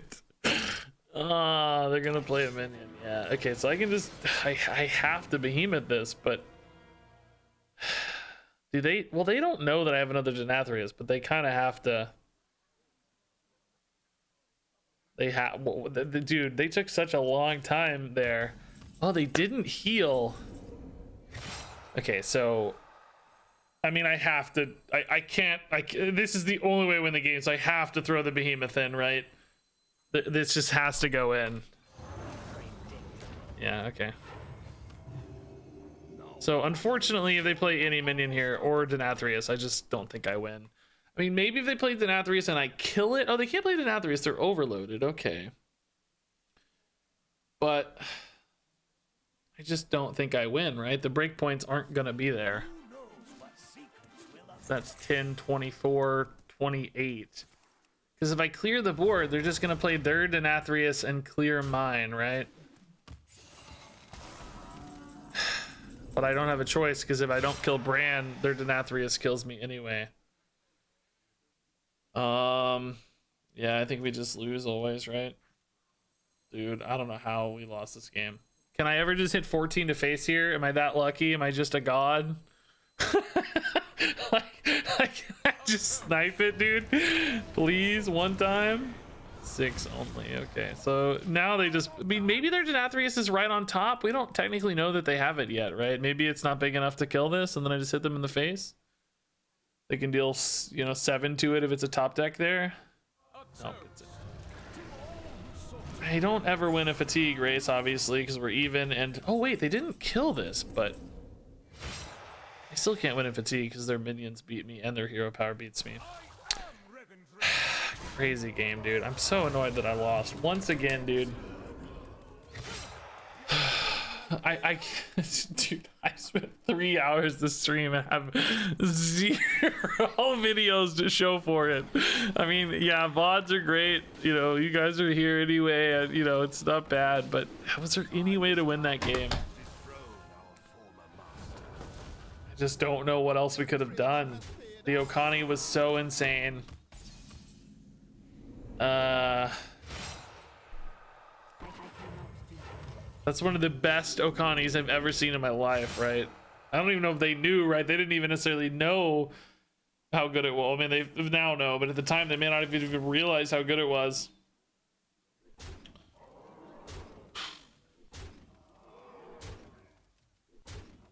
Yeah, if we could have been matched the infuse, yeah, I mean that was definitely a possibility, but so unlikely, right? It was weirdly close because theirs was at 20, but that was after the Denathrius killed the 3 minions on board itself. So theirs would have been at 17. I think mine were at 19 and 20 already, respectively, or something. So I don't think they were ever matched up, but it would have had to take some kind of miracle. Hey Duke Bears, dude, thanks for the 45 months, man. That's nice. Do videos where you lose not do well? Yeah, they're really frustrating for people to watch. People don't want to watch a 30-minute game and then see you lose at the end. It feels very you know, unless it is like the most just like unbelievably insane game. Like I've maybe uploaded 3 or 4 just losses before in my life, but you know, if it's a short 5 or 10 minute game that's really funny and it's a loss, like I literally had one in today's video. I included a nice short, you know, 10-minute loss or something, but nobody wants to watch a 30-minute battle like that and then just, you know, oh shoot, well, okay, we're dead. We're dead.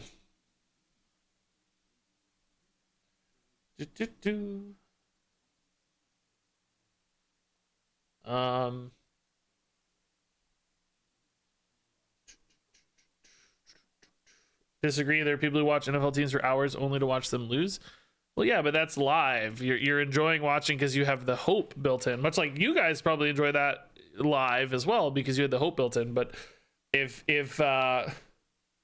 you know, it was a pre-recorded thing that wasn't live and wasn't suspenseful in theory, you know, it's definitely not as exciting to a week later watch an old NFL game where your team loses. You know what I mean?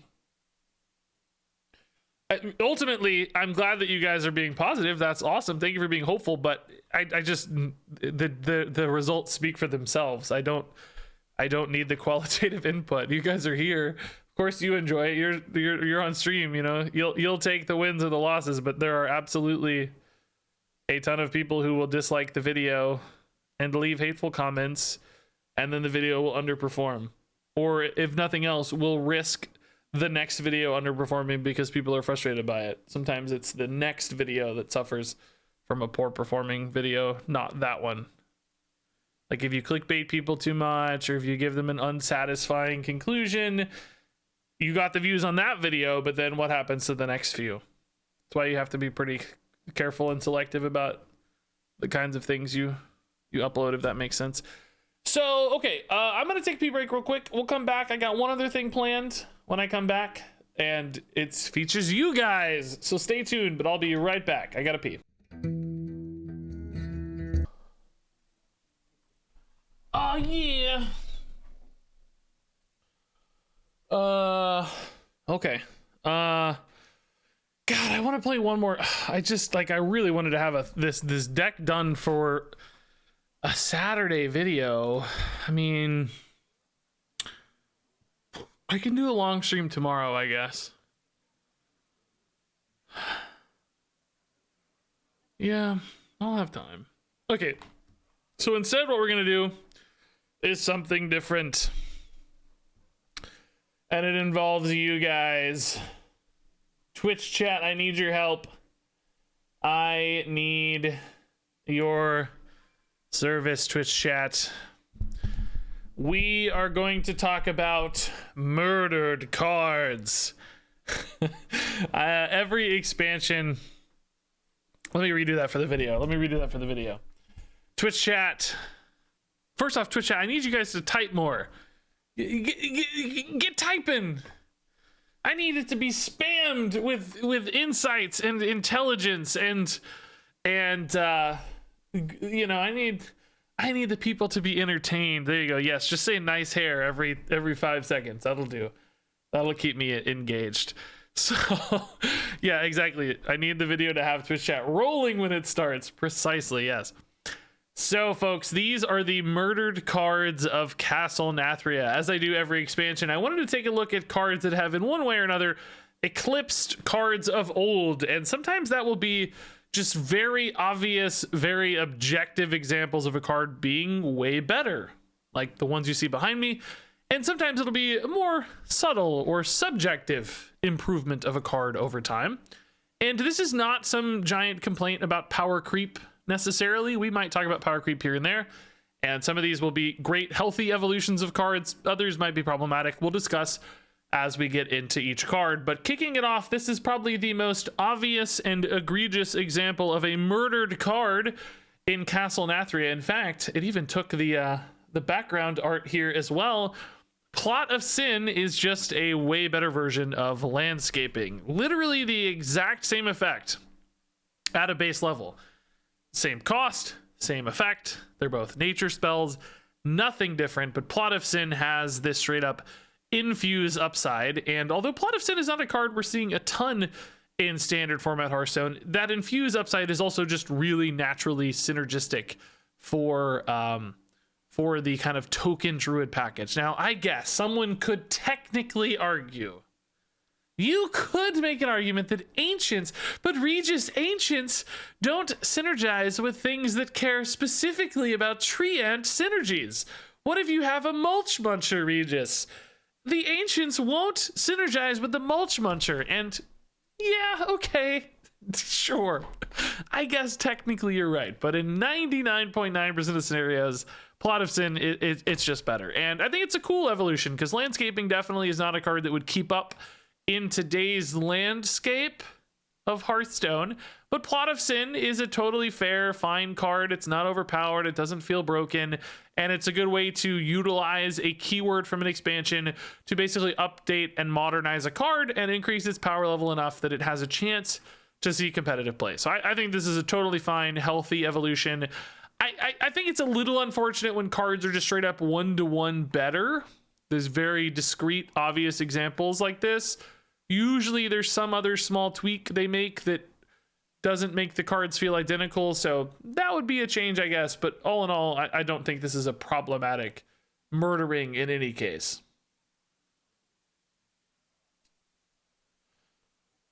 All right, so you guys didn't have a lot of insights there. Chat sucked. Just kidding. You guys are fine. You guys are fine. So moving on, this one's a little bit more subjective, but I think probably closer than you might think at first glance. Sire Denathrius, I would argue, has murdered Cthulhu, but I thought Sire Denathrius was the one who got murdered, Regis. No, he's murdered Cthulhu. And this is a fun comparison because both of these I think were really staple legendaries for their expansion. Of course, Cthulhu from Whispers of the Old Gods had this entire build around package where you had all these Cthulhu support cards that took up a large portion of the neutral set in Hearthstone and also had some class-based synergies as well. So even though there were multiple Old Gods, it really felt like Cthulhu was kind of the centerpiece and the star of the show. And of course, Sire Denathrius is also the star of Castle Nathria, quite literally, and of course, from a meta standpoint as well, has proved very, very powerful. And in essence, they both do the same thing. They both get bigger throughout the course of the game, and then they're used as this finisher piece. Now, you know, the details are a little different. Cthulhu got bigger stats as well, so sometimes the body on Cthulhu could matter. Of course, that could be important. Cthulhu actually deals his damage a little bit differently, which has some relevances here and there. Denathrius does it in a chunk. Cthulhu does it in individual pings and missiles. So that's had some distinct differences. But the big difference, and the reason Denathrius I think is a much better card than Cthulhu. I know people think Cthulhu was insane. He was good, but Denathrius is insane. Denathrius is played, I would argue, probably 20 to 30% more than Cthulhu in his meta. Cthulhu showed up in a handful of decks here and there. Denathrius is in a lot of decks.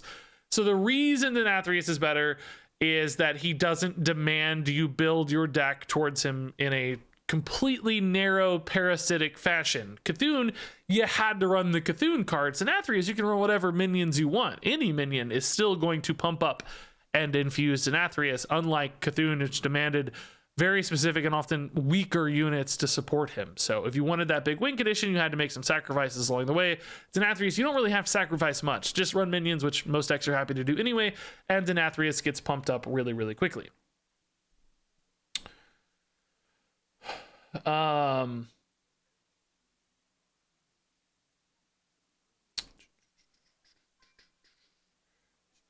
So anyway, yeah, you guys are making some great points. Cthulhu can get bigger in deck, where Denathrius does have to be in hand to get bigger. That's nice. Like that's an upside for Cthulhu.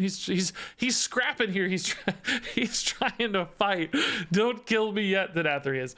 But again, you know, I think this is one of those where the data and the results really just showcase that Denathrius is ultimately a much stronger card. We didn't even talk about the lifesteal side of Denathrius as well.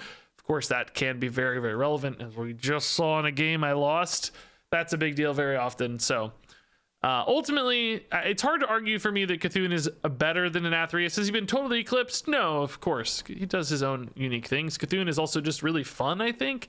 There was a lot of flavor and feel to like building this deck of this cult of Cthulhu worshippers that really felt neat and fun. So in some ways, the flexibility of Denathrius is cool, but there was some real flavor and support there for Cthulhu that I thought really helped define the expansion in a nice way.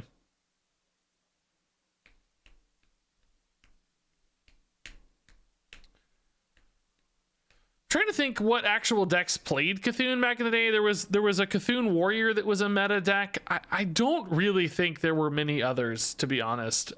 This is one of those cards that has sort of stood the test of time from a memory standpoint. Like everybody remembers Cthulhu fondly, and everybody had their own kind of like homebrew Cthulhu decks, and they played it.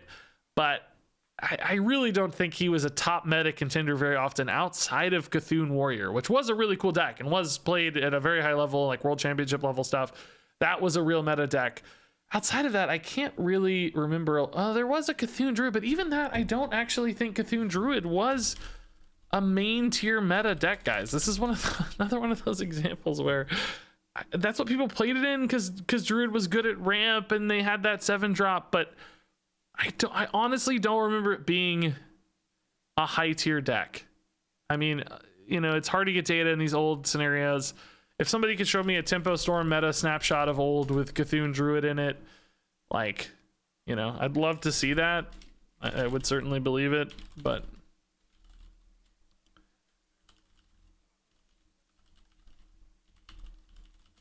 I still feel like that was one of those like tier 3 sort of things that people played because it existed, but or maybe something that like showed up in Wild later that we've kind of conflated.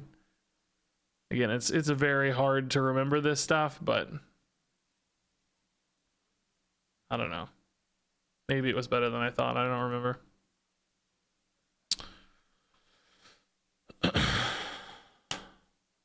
But anyway, I love Cthulhu. I like Cthulhu a lot more than I like Denathrius, and I think a lot of people probably feel the same way. Maybe it's good that he was played a little less or appeared in fewer decks, or you had to build into him as opposed to being a universal win condition.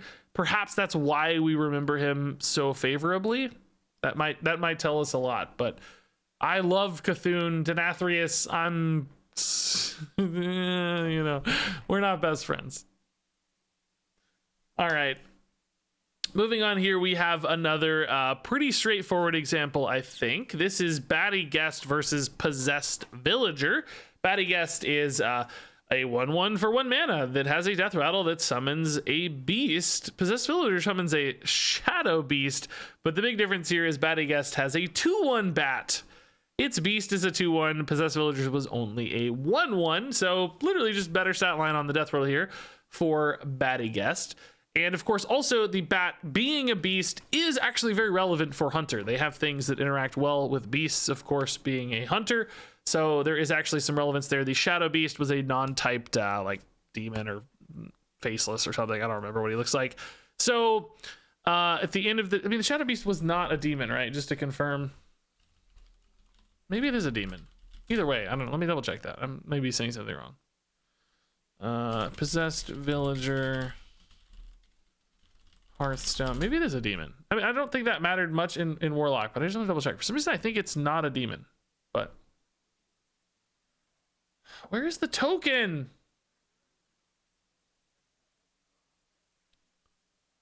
Why did I not just go? Oh my god.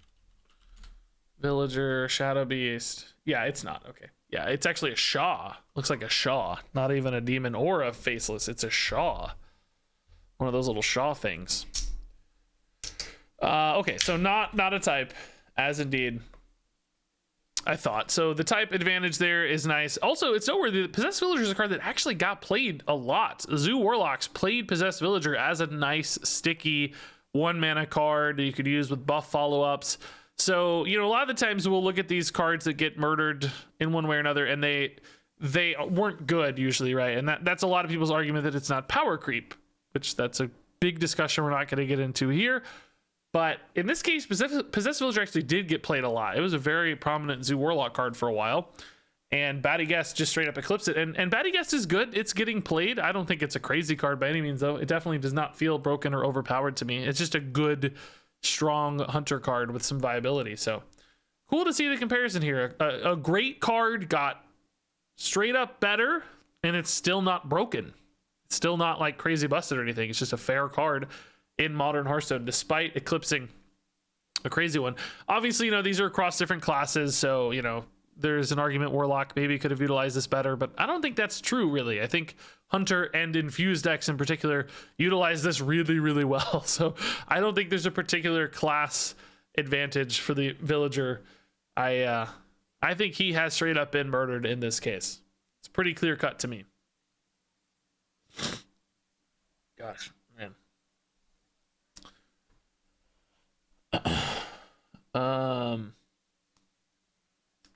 All right, next up is is it fair to compare when they're different classes? I always say this, fair to who? I appreciate you saying you're not trying to give me a hard time, and I'm not trying to give you a hard time either, but what's at stake? I always wonder with these kinds of questions. I'm sure they'll pop up on YouTube as well. Fair to who? There's nothing at stake. It's not like, you know, I'm doing some award ceremony where somebody's going to win $1 million prize and somebody's not. It's free. we can compare them however we want because it's just for entertainment. We're not hurting the card's feelings. You know, we're not determining meta balance. We're not affecting any results at all. It's just for fun. You know, it's free. So that's the way I look at it. It's like, well, who cares? It's just an exercise in enjoyment, right? So that's yeah, decaying. I know what he means, but again, what does it matter? You said, I think he means that certain classes use things better than others, like priest likes higher health totals than other classes. Yes, that's why I said I don't think Warlock has an advantage here. I think these are a fair comparison. They both use these in similar ways, but also again, why does it matter? What difference does it make? The priest's feeling isn't hurt. We're just having fun comparing cards. It conveys a negative connotation. Okay, again, who cares? Why is this so hard? Conveys a negative connotation to who? Who is receiving the negative connotation? The cards aren't living beings. Their feelings aren't hurt. There's nothing at stake. I deal with this every time I post this video on YouTube. What difference does it make? I don't understand. It's like, who is fair to who is what I always want to say.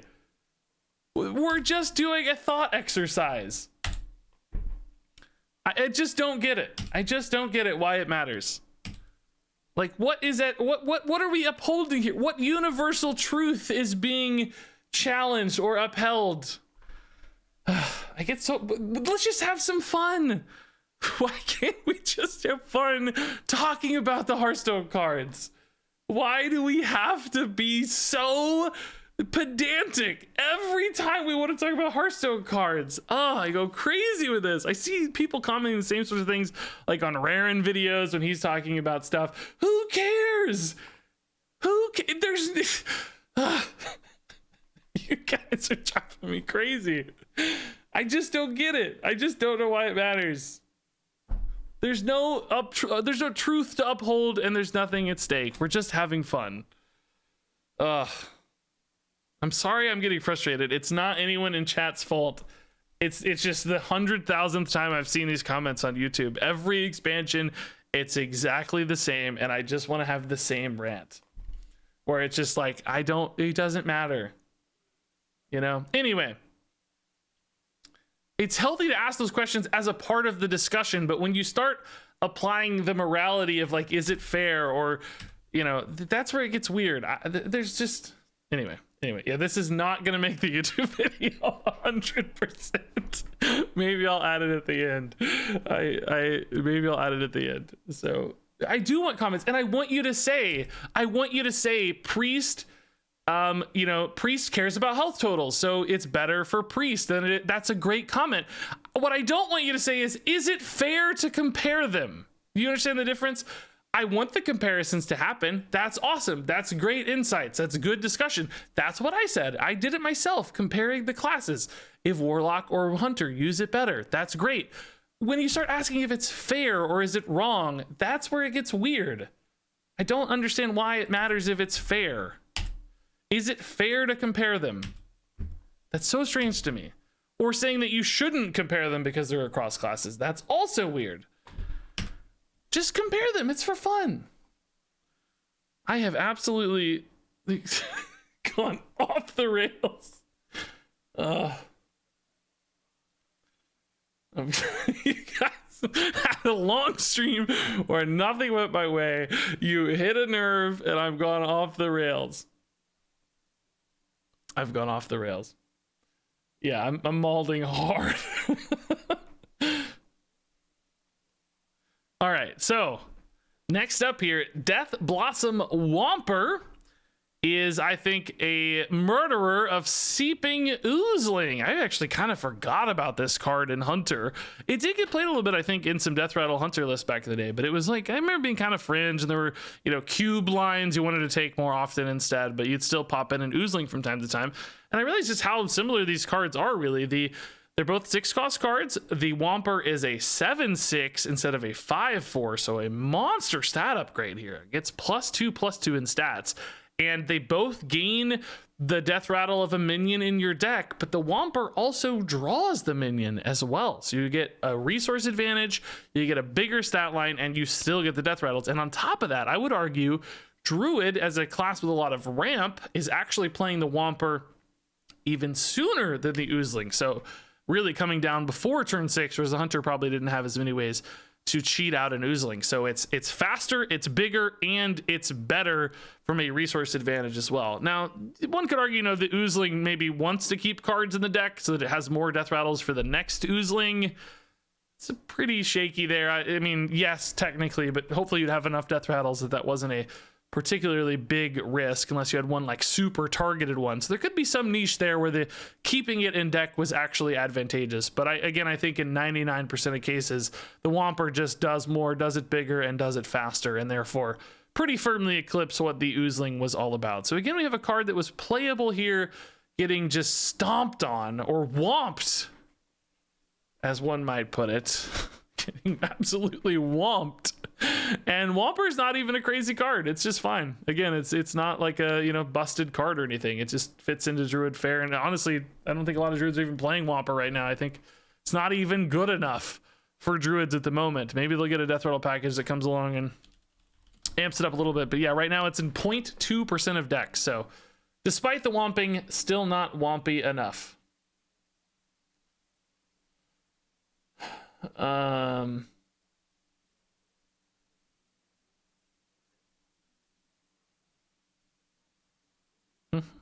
Okay. It's a downside because you have to run death rattle cards to... Oh, come on. All right. This one's really fun, I think. It's because it's so close together in release. Usually when we do these, you know, compare a new card to a card that came out 5 years ago, and it's perhaps not always remarkable that it's much better, but Coilfang Constrictor just came out, and I bet you forgot this card existed. It doesn't even look like a real card because it got leaked early, the artwork or something, for a while, or maybe even the full card, and then people kind of forgot about it, and then it came out, and it's like, oh, what happened to Coilfang Constrictor? And now Theater comes around basically like 2 months later, right? Because mini set to release is like 2 months, and it just does what Coilfang Constrictor does 1,000 times better. And no, it's not exactly the same effect, but in essence, the result with Theatar is 1,000 times better. Because with the Coilfang Constrictor, you're just delaying whatever card they had by a turn. Just missing one turn next turn, that's it. Just stopping it for a turn. With Theatar, you're just outright stealing the card. And of course, yes, Theatar, you give them one of your own cards. Yes, that is a downside, of course, but not really, right? We all know Theatar is completely insane. Incredibly powerful card, played all across the meta, and giving your opponent a 2-drop and taking their Denathrius is a pretty dang good trade. Whereas with Coilfang Constrictor, just delaying a Denathrius by a turn isn't often going to make much difference. And it's all in the data, right? Theatar is actually in right now 52% of decks, which is just insane. Half of every deck runs him. Coilfang Constrictor, on the other hand, is in 0.04% of decks. So I think the people have decided which is better. Now, it's interesting. Coilfang Constrictor is in 1% of wild decks. I wonder if he pops up in like Shutterwalk decks. Maybe that's why Coilfang is played there a little bit. Theatar might be worse in Shutterwalk decks, because if this hits enough, you just probably shut down your opponent's entire hand. So that's kind of a cool use case there for like Battlecry repeats over and over again. Maybe it's worth it, but often very, very not worth it. And, you know, the stat line bump here does not feel like it's good enough. I don't think that makes nearly enough difference. I do remember people being fairly excited about Coilfang Constrictor when it got revealed. I don't think anybody even played this prior to Theatar either, though, honestly. At least I don't remember seeing it hardly ever. Well, actually, it was in almost 3% of decks at one point in July. So somebody was playing this. I don't know who it was. 4 and what, but 3%'s, it's not obviously 52%, but it's not bad. It's somebody had it in some deck, shaman deck, probably with like Bolner or something, I'm guessing. So it got a tiny bit of play. Better than I thought, honestly, but still no Theatar. Just crazy how quickly it's like, too, they're the same cost, they're both neutral cards, and they both basically have the same effect, you know, just amplified times a million with Theatar. So it's crazy how quickly this one got replaced. It's almost like Quelfang was buttering us up for the horror of Theatar, you know? Pretty wild. Alrighty. This next one's kind of interesting because I went back to the original version of Thoughtsteal. As you may know, Thoughtsteal right now in core Hearthstone is 2 mana. It was buffed to 2 mana to keep it up with modern standards, which makes sense because Identity Theft just got released, which is a way better version of Thoughtsteal that's 3 mana. So compared to the original, you can really see the difference here. Thoughtsteal gave you 2 random cards in your opponent's deck, whereas with Identity Theft, you get to pick both of those cards. And needless to say, that makes it insane because suddenly you can pick the Denathrius in your opponent's deck or hand as opposed to some random 1 mana garbage spell or something that Thoughtsteal would give you. So tripling your odds basically of finding something good, or at the very least always getting the best of the options in front of you, which it's clearly going to increase the consistency and payoff here of Identity Theft quite a bit. And there's also new Thief stuff to support that, pay it off with Harvester. Maybe not the best, but still has some synergies, and it's a shadow spell too, which does matter. There are things that certainly demand you have shadow spells in hand, like the Nether Drake right now needs you to have shadow spells, so it gives you a little bit of extra utility there off of the spell school as well. So all in all, way better than the original version of Thoughtsteal, and apparently better than even the current upgraded buffed version of Thoughtsteal as well, because there are some priest decks out there right now running Identity Theft, and I have not seen any priest decks running Thoughtsteal. We could, I guess, check the data real quick just to make sure, but is Thoughtsteal, did it rotate out? Oh, Thoughtsteal's not even in the game anymore. it's in Wild, but it was 2 mana in Standard last core set. I'm fairly certain. So no, nobody's running Thoughtsteal right now because it's not in the game at 2 mana.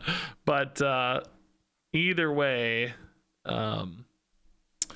Identity Theft clearly better than the original Thoughtsteal. That's the reason. Yeah, no joke. Which I like this, by the way. This, I think, Discover in a lot of ways is a nice balance to randomness. Thoughtsteal, right? It's just pure chaos. You have almost, well, really no influence over what you're getting outside of maybe when you play the Thoughtsteal. Whereas with Identity Theft, you know, you're getting to pick. You're reducing a little bit of that variance, which definitely increases power level, but also there's enough randomness in the 3 cards you're offered. There's still a little bit of randomness there, but you can manipulate it. You can control it. You can influence it, which I think is nice. It's sort of a mix of both, the best of both worlds, perhaps, with a card like Identity Theft. Hey, Jetpack Basketball, dude. Thanks for the tier 1. It's really nice. Welcome. It's a fun name. All right, we got a few cards left. These are getting a little less clear as we go, by the way. So next up is Stag Charge, and I wanted to compare this one to Flanking Strike specifically. Flanking Strike was actually a really prominent card in Hunter for a while there. Felt good, actually. Just take a nice swing on board, develop some stats, clear up your opponent's stuff. Felt like it often landed very well on turn 4. There were usually great targets to hit in one way or another. And now we have Stag Charges come along. It still deals 3 damage, but it can go face, which is nice because you can play it easily on an empty board of your head. Still play Stag Charge, still develop. Sometimes with Flanking Strike, it would be really tough because nothing to hit. You're just stuck with a Flanking Strike in hand that can't do stuff. So that's nice that it works always. On top of that, I think there's an argument that the Wild Seeds are... There's an argument they're always better. Or at the very least, I would say better on average for sure. Some would say that a 3-1 with Rush is better than a 3-3. That's debatable. And the dormant aspect of it is also nice because it can be protected from your opponent's removal. If you make a 3-3 that's awake, your opponent can remove it. If you make a 3-1 with Rush that's dormant, your opponent cannot remove it, which means you have a guaranteed attacker next turn. So one could argue that is just distinctly better than the 3/3. Not in all scenarios, but on average is that 3/1 better. And then I think pretty clearly a 2/5 with taunt and of course a 5/4 with a weapon are better minions. You're welcome to debate whether the delay in receiving those is better or worse. That is clearly debatable.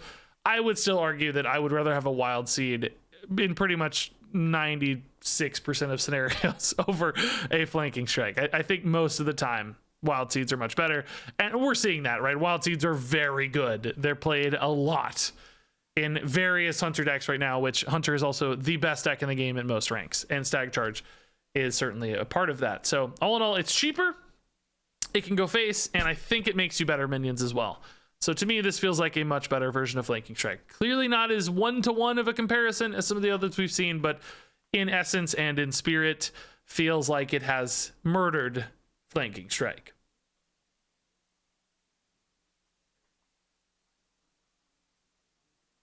Decaying Katana even says this feels like a blowout. I'm glad you guys are agreeing with that one. I was hesitant that some people would say the 3/3 wolf is better, but I like, yes, you get it sooner, that's better. So again, and I think it is very debatable, but I think ultimately if you're looking at it in the spirit of what's better, the wild seeds feel better to me. Of course, also just being a mana cheaper and going face is a big deal for hunter. I feel like I focus so much on the wild seed aspect. I didn't really weigh enough that it's 1 mana cheaper and goes face. That's pretty insane. Alrighty, next up, this one's pretty cool. We got the Sinful Sous Chef versus the Dry Gulch Jailer. There's a lot of Kobolds and Catacombs cards on this list, I'm realizing right now. We've had this guy, we had so the Oozling, the Flanking Strike, and the Dry Gulch Jailer all here getting evolved in some way. And here we've got a card that is half as much mana, it has more stats, and all you give up is 1 Silverhand Recruit in hand, which that is worse. You only get 2 instead of 3, but I think the Sinful Sous Chef is pretty clearly the champ in this case. Better stats, half the cost, and you're still getting a lot of stuff in hand, right? You're still fueling Silverhand Recruits. So yeah, obviously not again 1-to-1, but it just feels like a way cleaner, tighter version of the Dry Gulch Jailer design. And even from a curve standpoint, like it still fits the curve nicely. It's a 1 into a 2 mana play, whereas Jailer was a 2 into a 3 mana play. So it's not like you're really sacrificing from a curve standpoint there either. Now, interestingly, I don't really remember Jailer getting played even in the various Silverhand versions of Paladin from Gin and Baku. I'm trying to think if there was overlap there.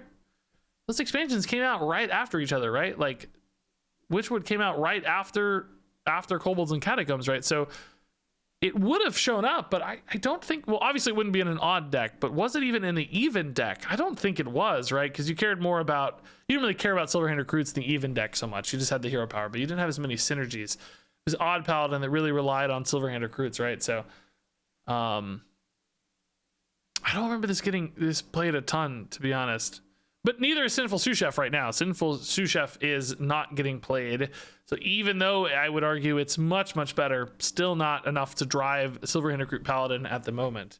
So there's something about this effect that might just be too slow or demands too much hand buff or demands too much Silverhand Recruit synergy to really feel worth it. Something about these cards just seems to fall a little bit short.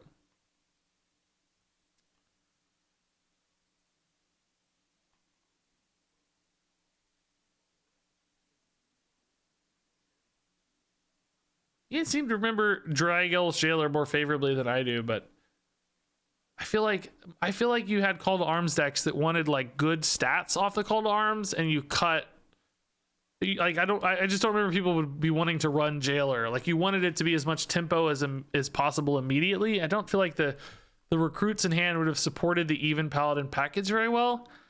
I obviously don't remember every deck list and every detail, but instinctually that sounds off to me. Like But there was still the Kobolds and Catacombs era prior to Gin, so maybe there was some moment there where Jailer got played, but I don't remember Dude stuff succeeding until Witchwood with Gin and Baku, and then I don't know how this fits into a Gin deck very well.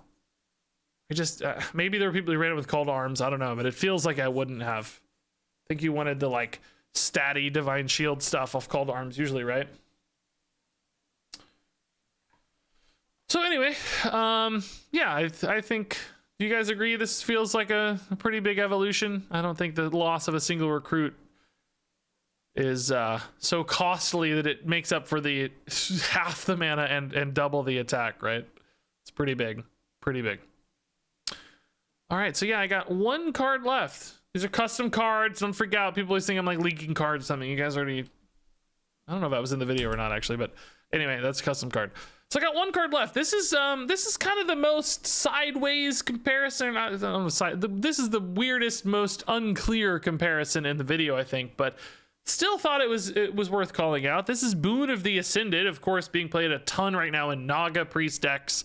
You can make some gigantic copied minions with Boon of the Ascended. And I thought it'd be fun to compare it to Faceless Shambler, because they actually, if you look closely, do pretty similar things. They both basically are 4 mana ways to copy some stats that have been made on board. But Boon of the Ascended is very clearly an absurdly powerful card, and I think Faceless Shambler probably only ever peaked at a solid card. I do think some handlocks and stuff ran it. It was solid. It got played. It didn't just fall to the wayside. It was good, relevant card, but Boon is like meta driving right now. One of the most powerful cards in Hearthstone, I would argue, and there's a big difference. I think spells, number one, are often easier to use. The +2 health here is absolutely not irrelevant. You're buffing both the original minion and the copied version, which is nice. It can't be silenced, which is important in some cases. The Faceless Shambler would add the stats, as I recall. I believe they were green numbers, whereas with Boon, they're white numbers that do not get silenced off, which is pretty nice. And then finally, with the card Pelagos in Priest specifically, Pelagos interacts really well with any targeted spells. So that's another way to make Boon of the Ascended increase stats in combination with Pelagos. So all in all, pretty interesting upgrade here. Now, obviously, this is a priest card versus a neutral card. There's no value statements being made here. It doesn't mean Shambler's garbage and what a waste. Doesn't mean Boon is broken or OP or power creeped. Just a fun comparison here. How these kind of things have evolved. Oh yeah, great point. Yeah, Boon can target enemy minions as well. Yes, that's actually used very commonly in Naga Priest to target enemy minions. If you're just behind and your opponent makes something big, you can make your own big version with Taunt. And sometimes that's enough to stabilize or swing a game, which you cannot do with Faceless Shambler. So another enormous upside here for Boon of the Ascended. Faceless is better if you have no minions. It's true. It's true. You can make a 1/1 Taunt on an empty board with Faceless, but you cannot with Boon. See, he's scrapping, he's fighting, he's not giving up. He's gonna win. Man, oh man, I like that. So yeah, I thought this was a fun little unusual comparison. So before I go,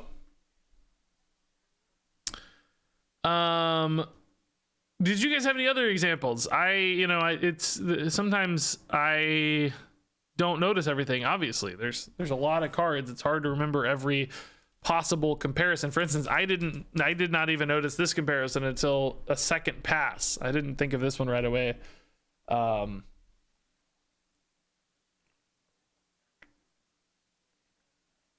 did you have any other either direct or indirect comparisons you thought of? I'm sure there are at least a couple more we could think of. There were a lot I looked at. Like I assumed there was some kind of 2-mana card that was just worse than this, but there weren't a lot of good comparisons for this one that I could find. Solid Alibi murders Bulwark. I hear what you mean, because it denies endless damage in a given turn, but I don't know, man. I think Bulwark being able to spread across turns was actually really relevant as well, because sometimes with Bulwark you would have an opponent with like one big 10 damage thing, like they have a Mordresh, for instance, and they can't play the Mordresh until they get through the Bulwark, right? So what would happen is they'd have to ping like 4 straight turns to play a Mordresh. Whereas with Solid Alibi, they just wait a turn and then they play the Mordresh, right? And then it's immediately. So I would argue that one's, if that makes sense, you know. I like where your brain's at, though, to be fair. I think that's a good discussion point. Widowbloom versus Mirekeeper. I looked at that one, but I thought since the Mirekeeper had the flexibility to be played for board, since you can make the 2/2, like the stat upside and flexibility seemed to me that gave this a, you know, fair comparison. Now, of course, the Widowbloom draws a card too, so clearly it's got a lot going on, but you start to pull the cards in so many separate ways that it's harder to, I think, compare them directly. You know, some comparisons are much looser, like the Boon versus the Faceless, right? But that one feels even looser to me, personally.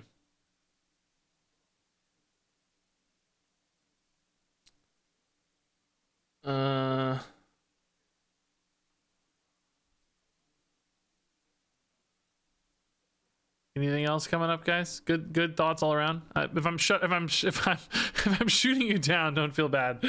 I am still happy to hear the suggestions. I think they're good. Just wanted to discuss them. Oh, you know what? What are we gonna? What card is it that's like Sinstone Totem? Isn't there a card that gains +1 health at end of turn from like Descent of Dragons or something? I just thought of that one. Is it like a 1/2 that gains +1 health? What does that card do? Oh, it's the start of your turn, gain 1 health. Oh my god, it's even worse. Oh, this is a great comparison. Hot Air Balloon at the start of your turn gains +1 health. So it's a delayed health. Oh, but it's a 1/2. The totem's a 0, so never mind. No, never mind. The 1/2 is a big importance. The totem's a 0/4. The 1/2 matters a lot, so never mind. That's not fair. One can attack and the other can't. That is certainly a large difference. Okay, so nothing is really jumping out. Death Revenant versus Olgra.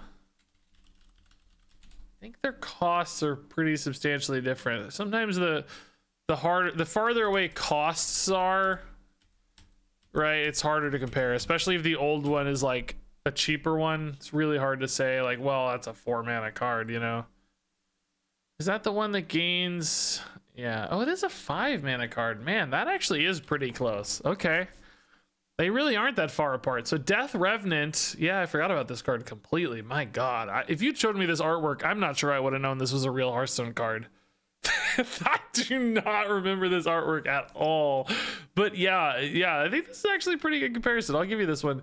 Death Revenant, battlecry gain +1/+1 for each damaged minion. So it's a 5-mana 3/3 that just gains stats. And then for only 1 more mana with Olgra, you gain +4 base health, and you get all of these bonus attacks as well. So yeah, you get a ton for 1 mana. That is actually a pretty big murder there. For 1 mana, I am absolutely thinking that is outrageously a big difference. Yeah, that's a cool comparison. I had just completely forgot that card existed, man. Death Revenant. Wow. That's a good one, man. That's a good bonus. All right. Cool. All right, guys, I gotta run. I gotta go. Good stream. Not really, but I mean, it was fun. I was unhappy with the games, yes, but it was still fun. Yes, I ranted a little bit, but yes, it was still fun. Even the rant, I was having fun, if you couldn't tell. I was trying to laugh it off while ranting. So yeah, cool. I will see you all tomorrow. I'm gonna try to do a good long stream tomorrow. I gotta get some videos done, man. I gotta have a good stream tomorrow. We'll go until I get some videos, so should be a long one. We'll do duels, we'll do standard, we'll do all that stuff. So thanks for hanging out. Let me drop a raid before I go. Send you guys on your merry way. Somebody who's not ranting. Maybe they will be. I don't know. I don't know what my rant to normal stream ratio is. Do I rant more or less than other streamers? I don't watch a lot of other streams, so it's hard for me to get context. Am I more or less ranty? Kind of feeling I'm less ranty. It's like once every 2 or 3 weeks for me. I don't know. I feel like a lot of people rant 3 or 4 times a stream. I don't know. Anyway, guys, love you. Thanks for hanging out. Enjoy this raid. See you tomorrow. Good luck out there in the universe. And until next time, game on.